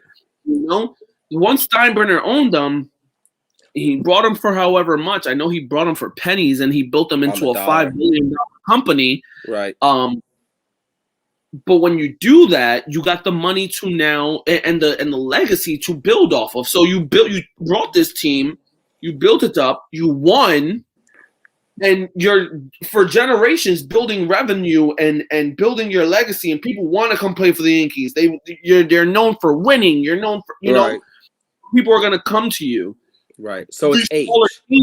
These smaller teams need to build that. And what helps is when the Royals finally go out. You know, when the Royals finally go out and they win. Tampa Bay finally goes to the World Series. The Marlins finally pull the World. You know, that helps the legacy, but you need to build off of that as well. You can't go to the World Series and win and then come the next year and you're fucking tanking because you're shit. You have to, like Tampa Bay right now. Tampa Bay, since they've joined the league, has always, like, they started slow, they were really shit, and now they're constantly on the rise. They're constantly on the product. They're constantly winning. That's going to build you into that organization where you... So baseball is literally comes down to one word, and that's age. Baseball is just about age. We're facing an old head view of things versus a new head view of things with, like, people like Tatis Jr., that home run that was hit the other day, you know, with Tony La Russa's White Sox, which I don't want to get into because that's just madness to me. But according to DZ, who is officially the unofficial researcher now of at least this Thursday Night Live, it's because it's the turn of the century. People say the modern game actually begins in 1969, but usually just the turn of the century. By the way, interesting. Weird, 69, like shit happened in the 50s, 40s, and 30s that were very relevant in baseball. I find it funny that people like it's largely accepted that 1969 is the modern era because New York won both a Super Bowl and a World Series that year. The Mets, the amazing Mets won in 1969, and the New York Jets won in 1969. I thought it was all about... Technically, the Jets won in 1970, but it was the 1969 season, so fight me. I thought it was all about the... Yeah, it is all about the...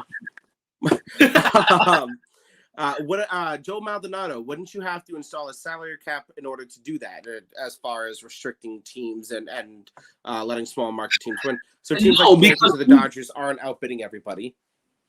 No, because MLB has proven, compared to the NFL and the NBA and those guys that do have a salary cap, the salary cap is an issue. It stops those smaller teams from being able to build more. Because you can't bring in that guy to bring in, you know, revenue and fans and all. I disagree with you. So, first of all, I disagree with Joe. I totally agree that NFL should bring in the no salary cap. So I think the NFL is extraordinarily competitive because of the salary cap. Now, in the last 20 years, we haven't seen it be very competitive. That has nothing to do with the salary cap. That has everything to do with Bill Belichick being smarter than you, and he knows it. And Tom Brady being smarter than you in contract negotiations, and he knows it. And that's Cowboys being complete shit, and they know it. I disagree with you, Hector. Well, that's why I disagree with you. As far as Joe goes, I disagree that there should be a salary cap, but what I wouldn't mind seeing is a stricter luxury tax. And instead of that luxury tax going to the MLB because fuck you, that's why. So if you're the Yankees, right? So if you're the Yankees and you have the highest salary over the salary cap luxury tax, right? It's not an official cap, but it's where you start your luxury tax. So if you're the Yankees and you have the highest over, you get taxed at, just round numbers, 30%. You have a luxury tax of 30%. That money that comes from you now goes directly to the team most under the salary cap. That would be fucking awesome. That I would find. Now, I haven't fleshed this out, so if anybody comes up with problems, please bring them up. But off the top of my head, I think that would be very interesting. I think that's fantastic because that's the system I want to bring into the NFL. Right, and then your second most goes to the second least. Third, that's what I want to bring into the NFL because then you can pump money into Jacksonville. You can pump money into the Texans. You can pump money into those teams that you know they need some help to re-jump their franchise. I don't disagree with that. I think it's kind of a brilliant solution, if I do say so myself humbly, across all platforms. DZ posted this a couple of minutes ago to your original stance on the salary cap. And then DZ would love to see this. Honestly, if anyone can come up with a problem with this, I would love to. If not, we're just going to send this footage right over to Manfred and, he's a good friend of mine. I'm actually, I'll text him tonight. Yeah. I mean, between Cashman texting you, I know Manfred was in your DMs the other day. I've got Goodell on speed dial. I have Woody's number, but I block him from time to time. People, I got James Karinchak from the Indians. Jackson Hayes from the Pelicans. Yo, you already know. I'm a very busy man. Whenever I'm not drinking, which is all the time, I'm a very busy man. Even when Hector is drinking, he's a busy man. We're talking to Dolan. We're talking to Woody Johnson. We're talking to Roger Goodell. We're talking to Rob Manfred. We're talking to the one person I'm not talking to, though, is Mike Tannenbaum. Yo, no one's talking to Mike Tannenbaum. Except for Mike Greenberg. Bro, I love whenever, by the way, if you don't watch it. I'm wrong. Russell Westbrook still did not get the triple-double, and he will not get the triple-double. They benched him, huh? Yeah, 131 and 96. He got 18 points, 15 assists, and 8 rebounds. Yeah, I'm watching. Ooh, nice block there. I'm watching the game. 5 minutes left. They're not going to let. No way. God's green earth, Indiana covers 40 points. Okay, so the fight with Wilder and Fury is in July. I know they had till September 15th to fight. They figured it out to be in July. When in July? I don't know. They just say July. Oh, pussies probably haven't nailed it down yet. Yeah, they're still talking. I thank you for the one person on Twitch. But I don't know who the fuck you are, but thanks for joining us, bro. I really appreciate it. I thought this was 420. About a month late. Which I think is the joke. But yeah, for Hector, it's always 420. Yo, facts. I got my bowl. I got my grinder. I got my lighter. I got my whole setup. What's up? Hector's always set. Yeah, and you're about an hour and a half late into this. We've covered. You're here now. Exactly. That's the important part. We've covered Derrick Henry and why he is the top running back in the league, despite all of these idiots who are wrong. Because you're an idiot if you don't disagree, or if you do disagree with me. Where we've talked about why the Yankees are the best. If you have shit to say to somebody, don't go on an app and trash their app. Just say it to their face. We've talked about. We talked about the Knicks and how they're gonna win it all. The New York Knickerbockers. Yep.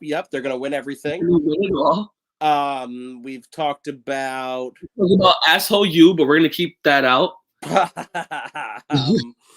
Fuck, I don't know what else. What's up with you though? Tell us what's up with you. We're currently in we spoke about him already. Segment of Ask the Audience. So if you have something that you want us to bring up, well, yes, we started to. It's called ATA, Ask the Audience. Yeah, if you're new to this, if you're new to Hector and myself, if you're new to the podcast, if you're new to these lives, my name is Zach. That is Hector. He says what he says. I can barely contain him nonetheless myself. We talk about sports. Hector's a Marine. I'm a former corrections officer. I'm a marketing manager now. Damn, I feel like O's in this shirt. Hector's also gay. Slightly. I'm not afraid of my my manhood, and yeah, I tickle buttholes for a living. That's I mean, it sounds about right. But we do accept all ethnicities, backgrounds, and I don't really give a shit what you do with your life. Just don't like murder people, I guess would be kind of cool. If you drink beer and smoke, we love you even more. Giants won 19-4 and they scored 9 in 1 inning. Was that tonight, DZ? What is DZ talking about with the Giants? I'm sure the San Francisco Giants, obviously not the New York ones. I don't know. I haven't watched baseball in a while, DZ. I'm not going to lie to you. Oh, today. He's talking about today. My ESPN app's fucking up. But DZ also for Blizzix is our official statistician. We have adopted him for the night. If you haven't checked out his podcast, it's on YouTube. I believe it's called Hot Takes. If I'm wrong, DZ, I'm an asshole, and I'm sorry. He is right. Holy shit. Over the Reds, he says. Holy shit. The Giants beat the Reds 19-4. Mind you, the Giants were not expected to be this good this year, right, but they've been playing actually extremely well. They're 28-16. And I think this is the second game in like a week where they scored like well over 10 runs. So to correct, I apologize, DZ. It's Hot Takes Sports. YouTube, go look up DZ and his buddies. They do have some hot takes. Some I agree with, some I disagree with, but everybody has that shit. But really what I'm mad at in the last 20 seconds, because I've caught like a full glimpse of my head, y'all weren't going to tell me that I look like I have like divots in the size. I already knew my forehead was a 10 head, but like, look at the weird. No one was going to tell me. Yo, the Giants scored 9 in the third. First place San Francisco Giants might be the biggest surprise in baseball thus far. I can't say I stand by that. I stand by that, Joe, because no one was expecting this from the Giants. No one. So my question then is, we were talking about how this isn't sustainable for small market teams. Giants, predictions for the end of the season. I wouldn't say the Giants is a small market team, though. The Giants have been in the league a long time and recently had a lot of success with multiple World Series rings in a short period of time. I think in like the last like 10 to 15 years. I think like 2015 they might have won, and I think they won again. I think they won, lost, and won. Like they won 2 in like a 5 or 6 year period. I don't disagree with that. I do remember something like that. Yo, where's DZ? DZ, look up the stats because I know I'm right. I'm about to throw his comment up, but Blizzix, if that's how I pronounce your shit, introduce yourself. I want to know who you are. Glad to have you. If you're from TikTok, thank you. If you're from anywhere else, just fucking thanks, I guess. DZ, he said, the 2 biggest surprises are the no-hitters and the Pirates winning more than 1 game. Disrespectful, DZ. So the no-hitters. I like DZ more with the baseball takes. And DZ had you within seconds. He already has a comment up for what you asked. DZ's got your back tonight, bruh. But I will say one of the bigger surprises, not only as the Giants, but I will say that no-hitter stat that we kind of debated back and forth before is interesting. And Hector, you were close. They went on an every 2-year kind of run, a 10, 12, and 14 kind of thing. I knew it was in recent. I said it was 6 years. I said within 6 years they won 3. You had the overall right. So DZ, I appreciate you being today's Henbo. We've got to like adopt a Hembo every time we're on here. So that should be like a program. That should be what we name the Thursday Night Lives. Adopt a Henbo. Adopt a Hembo. I'm pretty sure there's copyright infringement on somebody's last name. ESPN might try to be like, yo, Hembo might hit us up, and I'm be like, yo, my bro. Don't be like that. Then fine, I'll start naming it Adopt a DZ. That's what. Adopt an assistant. Right. Oh shit! What other games are on? Because this game is over. It's beat up by 28. Yeah. Somebody went to overtime in hockey before, I believe. The hockey games were insane. I was actually looking at the score. One was I up. got the Knights in the Wild on. The Lightning was like 5-4 or something like that. Yeah, I haven't checked my phone for the fucking updates, but there is some stupid shit going on. Yes. The Lightning lost now. The Lightning's lost in overtime to the Panthers. Yep. 6-5. But they're still up 2-1 in the series. Yes. They're still up 2-1. The Penguins won 5-4 against the Islanders. They're up 1. Canadians over the Maple Leafs in game 1, 2-1 right now. In the third, there's 3 minutes left. And then the Golden Knights are tied 1-1 in the series, but they're down 2-0 to the Wild right now in the first. DZ was able to pull that without research because he's a Tim Lincecum fan. Which good for you, DZ. DZ's got a strong smattering across the U.S. of teams and players that he likes. I will second him. I was a really big fan of Tim Lincecum. I know he had, I think he had an injury where people were like, after that, but he was one of the most dominant pitchers during those World Series runs. Like, He was unstoppable. Kyle, former Las Vegas native, was extremely happy when Las Vegas did get a hockey team, so he's saying go Knights. We've lost Hector to go drain the main vein. DZ, I know you're a Yankees fan. Miss the old Giants team, Pablo Sandoval and Young Posey. I can't disagree with you there. I don't really care about players in baseball. I'm more of just a team fan, although obviously I have my core three, my Derek Jeter, Andy Pettitte, Jorge Posada. Let's see here. Breaking into the zone. And around the boards. Back to the top. Blue line. Back to the left circle. Down below. Left circle. Sorry, guys. Because your Flyers do suck, Kyle. Sorry. I do not. I don't know if you've listened to this week's podcast, but do not get me started about Philly. It's, again, nothing personal. I do love you, but I just fucking hate Philly almost as much as I hate Boston. But as a New Yorker, I'm naturally forced to hate Boston. DZ, he was a 2-time Cy Young and 4-time All-Star in his prime. Look, I'm not saying I hate Tim Lincecum. I'm just telling you that I don't care about individual players in baseball. To be honest with you, I rarely care about individual players total.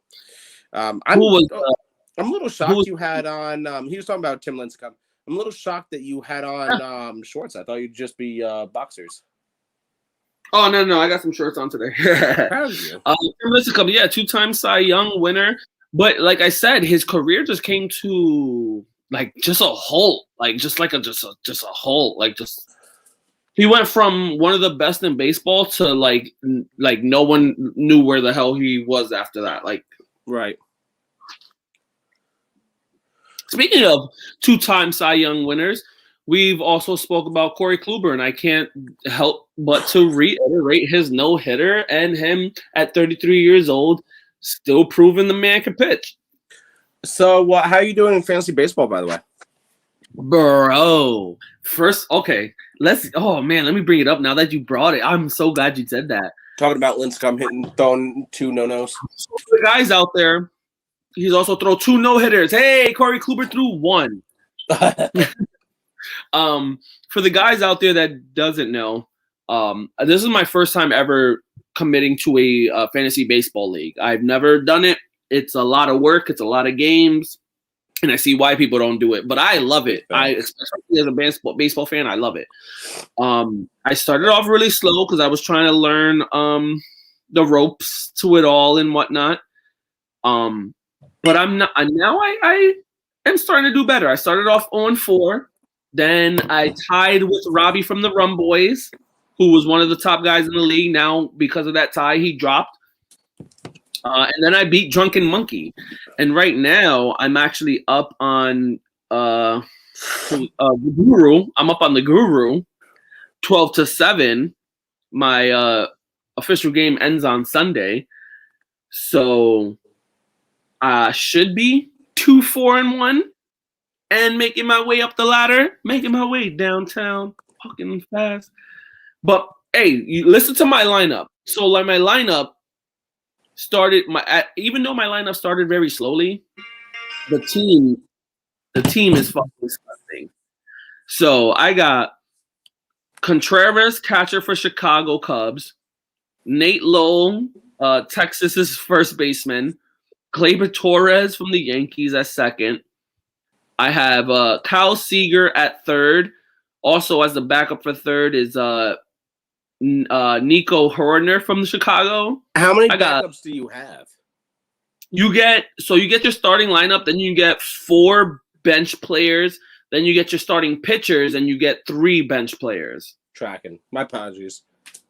So I got Gleyber Torres, Nico Hoerner, Francisco Lindor, shortstop from the Mets, Javier Baez, shortstop from the Cubs. That's literally probably 3 of the best shortstops in the league with Torres, Lindor, and Baez.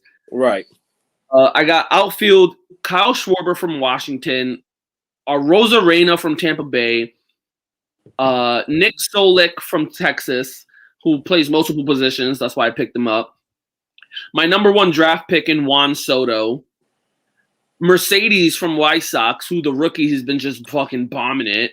Tony La Russa must hate you. Gio Urshela is a backup. I got Cronenworth from San Diego, who's been fucking wrecking it and had an inside the park home run the other day. Nemo, outfielder for the Mets. Backup catcher is Kelly from Arizona, who's slashing I think he's hitting 380 on the year right now. And then my pitchers, I got Ohtani, Gibson from Texas. Ohtani, who's been outside of his mind, by the way. Yeah, Kyle Gibson from Texas, who's pitched great. James Karinchak, Chad Green, Statman from KC, who's got 8 saves this year. Corey Kluber, who just threw that no-hitter for me. Ryu from Toronto, who's a number 1. Bro, I got a stacked squad. So Joe, by the way, you do, and I already knew your squad. Joe's fantasy or baseball isn't too bad. It can be tough to keep up with, and the pitchers can get really tricky at times. I feel like that contradicts itself. Is it not too bad, or what's going on here? Yo, bro, this shit breaks my head because I'm on it all day trying to figure out what the fuck to do. Because you don't know who's starting at a certain. It takes into a certain time of the day, so you realize who's actually starting in the lineups and who's not playing, and it's mind fucking. All right, good sir. I know you've got to be up the ass crack of dawn. We're closing in on 10:30. Been doing this for 2 hours, shockingly enough. You dumb bastards kept us going for 2 hours, which we appreciate quite obviously. So. Do you have anything else to continue talking about, or because I can keep going, and unfortunately these crazy bastards might hang out with us all night. But I know you got work in the morning. We can give it the 8 minutes and end it at 10:30. Okay, we'll give you guys have exactly, according to my clock, which is the almighty clock, 7 minutes and 40 seconds to figure your shit out. Ask your questions. Hot takes. Send it. Bootsy Poo, Chris Boots, former CO with me from out in Missouri, says, go for another hour. Boots, I have... Don't tempt me, because I could. I have 12 beers, and I can go for as ever long. I don't really need to sleep much. I'm actually on my last one. But my girlfriend over there is about to sober up and needs to be up at 4 o'clock in the morning, so he's got to go to bed. Yeah, it's also 9:30 for you, so shut the fuck up, sir. But Boots, honestly, I'm happy to have you here, man. I miss you. I hope life is good. I saw you guys bought a new house just a little bit ago, so congratulations, brother. Are you still at the prison? I know that 2 years ago you were, but you switched over to a fire safety kind of fucking thing. I'm sorry for not keeping up with your life, but I hope you're doing well, brother. I really miss you. Boots, you would like Boots if you ever got to hang out with him. He's fucking hysterical. Is he like Boots from Dora? No. We're no. No, he's a funny guy. Safety manager. I knew it was something fucking along those lines, man. Good for you, bro. Good for you. Safety manager at the prison. Well, remember to always smack him with the baton first.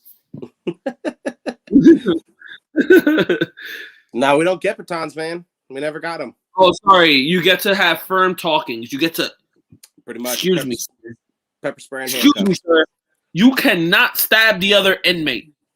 Kind of. How it went. Pepper spray and handcuffs, dog. Pepper spray and handcuffs. That's what you got. A fucking prayer to whoever you think is dear and fuzzy up above. Please, we got like 6 minutes. Please shout out some more shit you want to talk about. Like, yeah, what we got? What, you got anything, Zach? You got anything hot that you want to talk about? Ooh, except that I'm too hot for my shirt. Also, shout out to Cleats and Stilettos. Please listen into that episode and watch DC Divas and Lois Cook. Get cooked. Yes. So we interviewed, for everybody that didn't listen, please go back and listen. The episode is called Support Women's Football. We interviewed wide receiver and I believe she's the communications director for the DC Divas in the Women's Pro Football Alliance. Guys, go watch women's sports. Go support women's sports. Go support the Lois Cook Foundation.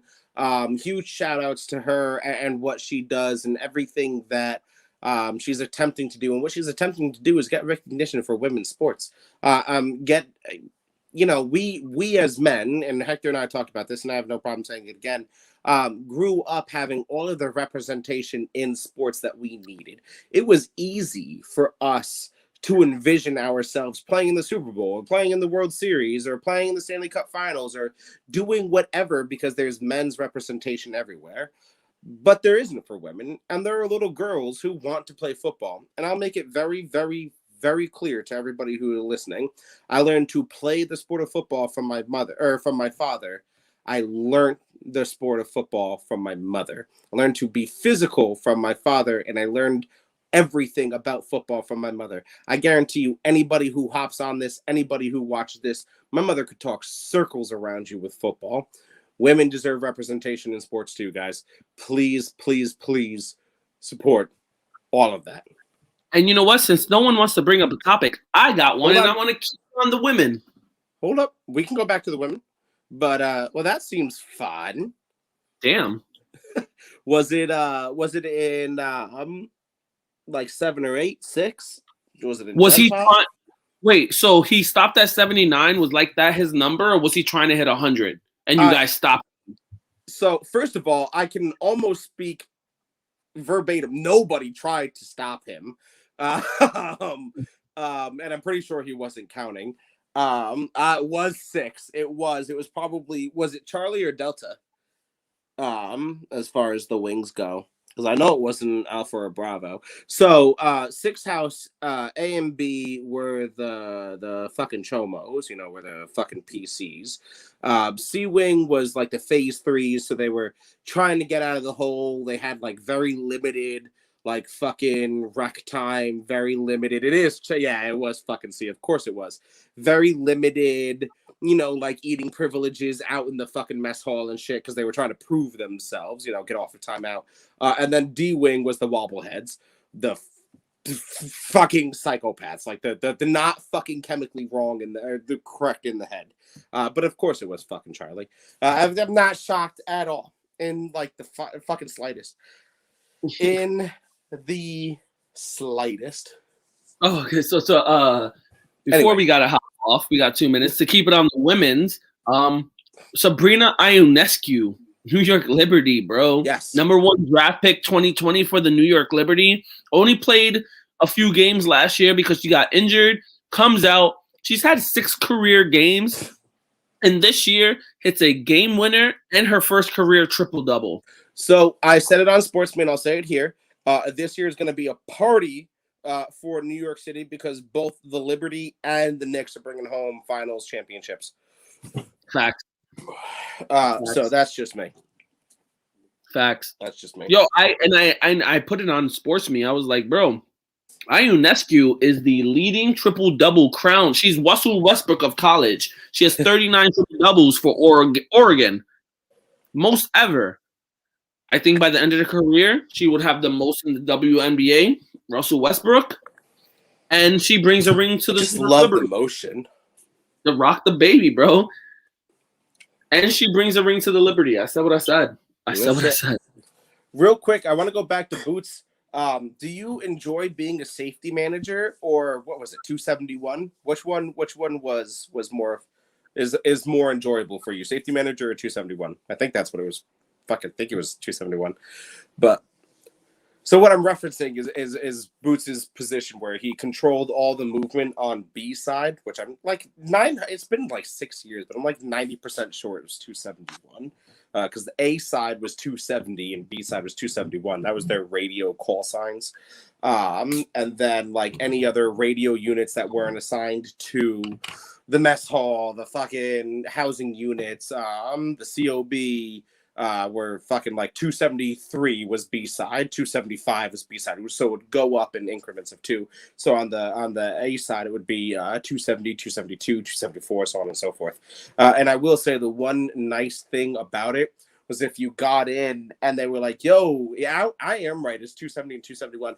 You would get in, they'd be like, hey, you're 280 for the day, or you're 282 for the day. You'd be like, yo, how much sick time do I have? Like, that's not my weight. You just want to send me home, right? And they're like, yeah, sure. Because literally, you would never get to 274. You'd never get to 276. So if you came in and you were 558, that's what it was. So if you came in and you were motherfucking like 282 or 283 or something crazy like that, yo, you were almost always out. You were like, yo, let me dip. Let me get the fuck out of here. Safety manager by far, Monday through Friday, weekends, holidays off, and your own office. Oh my God. Boots, look at you moving up in the world. And you know what? The 558 change, I think, was towards the very end before I moved to Delaware, because I vaguely remember 558. That's why it was tripping me up. But I was right with the 270 and 271. But anyway, Boots, hit me up in Messenger. Join us next Thursday. It'll be 7:30 your time, 8:30 hours, or if I put out a different goddamn fucking, and you can wear whatever you want to work. My God, I'm jealous. I know you guys switched to the tactical uniforms or whatever right after I fucking left, but I'm jealous. I'm jealous. Anyway, it's been 2 hours. I gotta clean up. I got a 5-year-old that's gonna be up in a couple of hours, maybe throughout the middle of the night. But anyway, Boots, it was a blast. DZ, always fun. Joe, Kyle, we love you. Blizz XX, who hopped on and then like disappeared from the face of the planet. Yeah, never said anything ever again. Well, yeah. Who've always fun, guys. Thank you for coming on next week, probably 8:30. If not, just check my fucking post. Before we jump off real quick, I want to let everyone know. Want to hit him with it? I want to let you guys know a few things. I will be going on vacation. That's what they all say. I'm going to a rehab center. Me and my lady are going to Cancun, Mexico, starting not next week, but the week after. I heard the water is delicious. Oh yeah, I'm drinking all the water. Tap water, baby. I'm hoping that I hallucinate like I did on shrooms and shit like that, and just have a grand old time. But I will be in Mexico, and I will not be on the May 31st episode. We have a special guest coming on. I won't say who. I'll let you guys ponder. But we will have a special guest to take my place / collab. Yeah. When I get back, and I will reiterate this next week. On Monday when we record again. When I get back, we are going to bring back and activate and start talking about fantasy football and the Degenerates League. Yep, which we're going to have the Degenerates. Me and you are part of Hooves Tribunal. There might be a conversation about baby degenerates. It's going to be madness. But guys, I know as much as people, they miss the Degenerates, we still got a spot open that we got to figure out. There's a lot of things going on. And like Zach said, we're in a bunch of other leagues, and we're going to tear up this fantasy football season. So, by the way, and I have to give Boots a shout out. Boots brought this up like from the rip a year ago. and fucking asked to be on so we could talk about his Chiefs. Boots, this is an officially recorded promise. You will be on here. We will get you on here sometime here in the near future. We've got a couple of brand names that we're working with that we want to bring on. James, if you keep fucking ghosting us. But yeah, Chris, don't worry. We're gonna have you on here, man. We'll figure it out. So shoot me a message. We'll figure out what your schedules are for Monday, and we'll get you on here, brother. But everybody else, and obviously to you, Chris, thank you guys for hopping on. We'll catch you next Thursday, but we shoot on Monday, put out on Wednesday. Talk to you next time. So what I said. Have a good night. So what I said.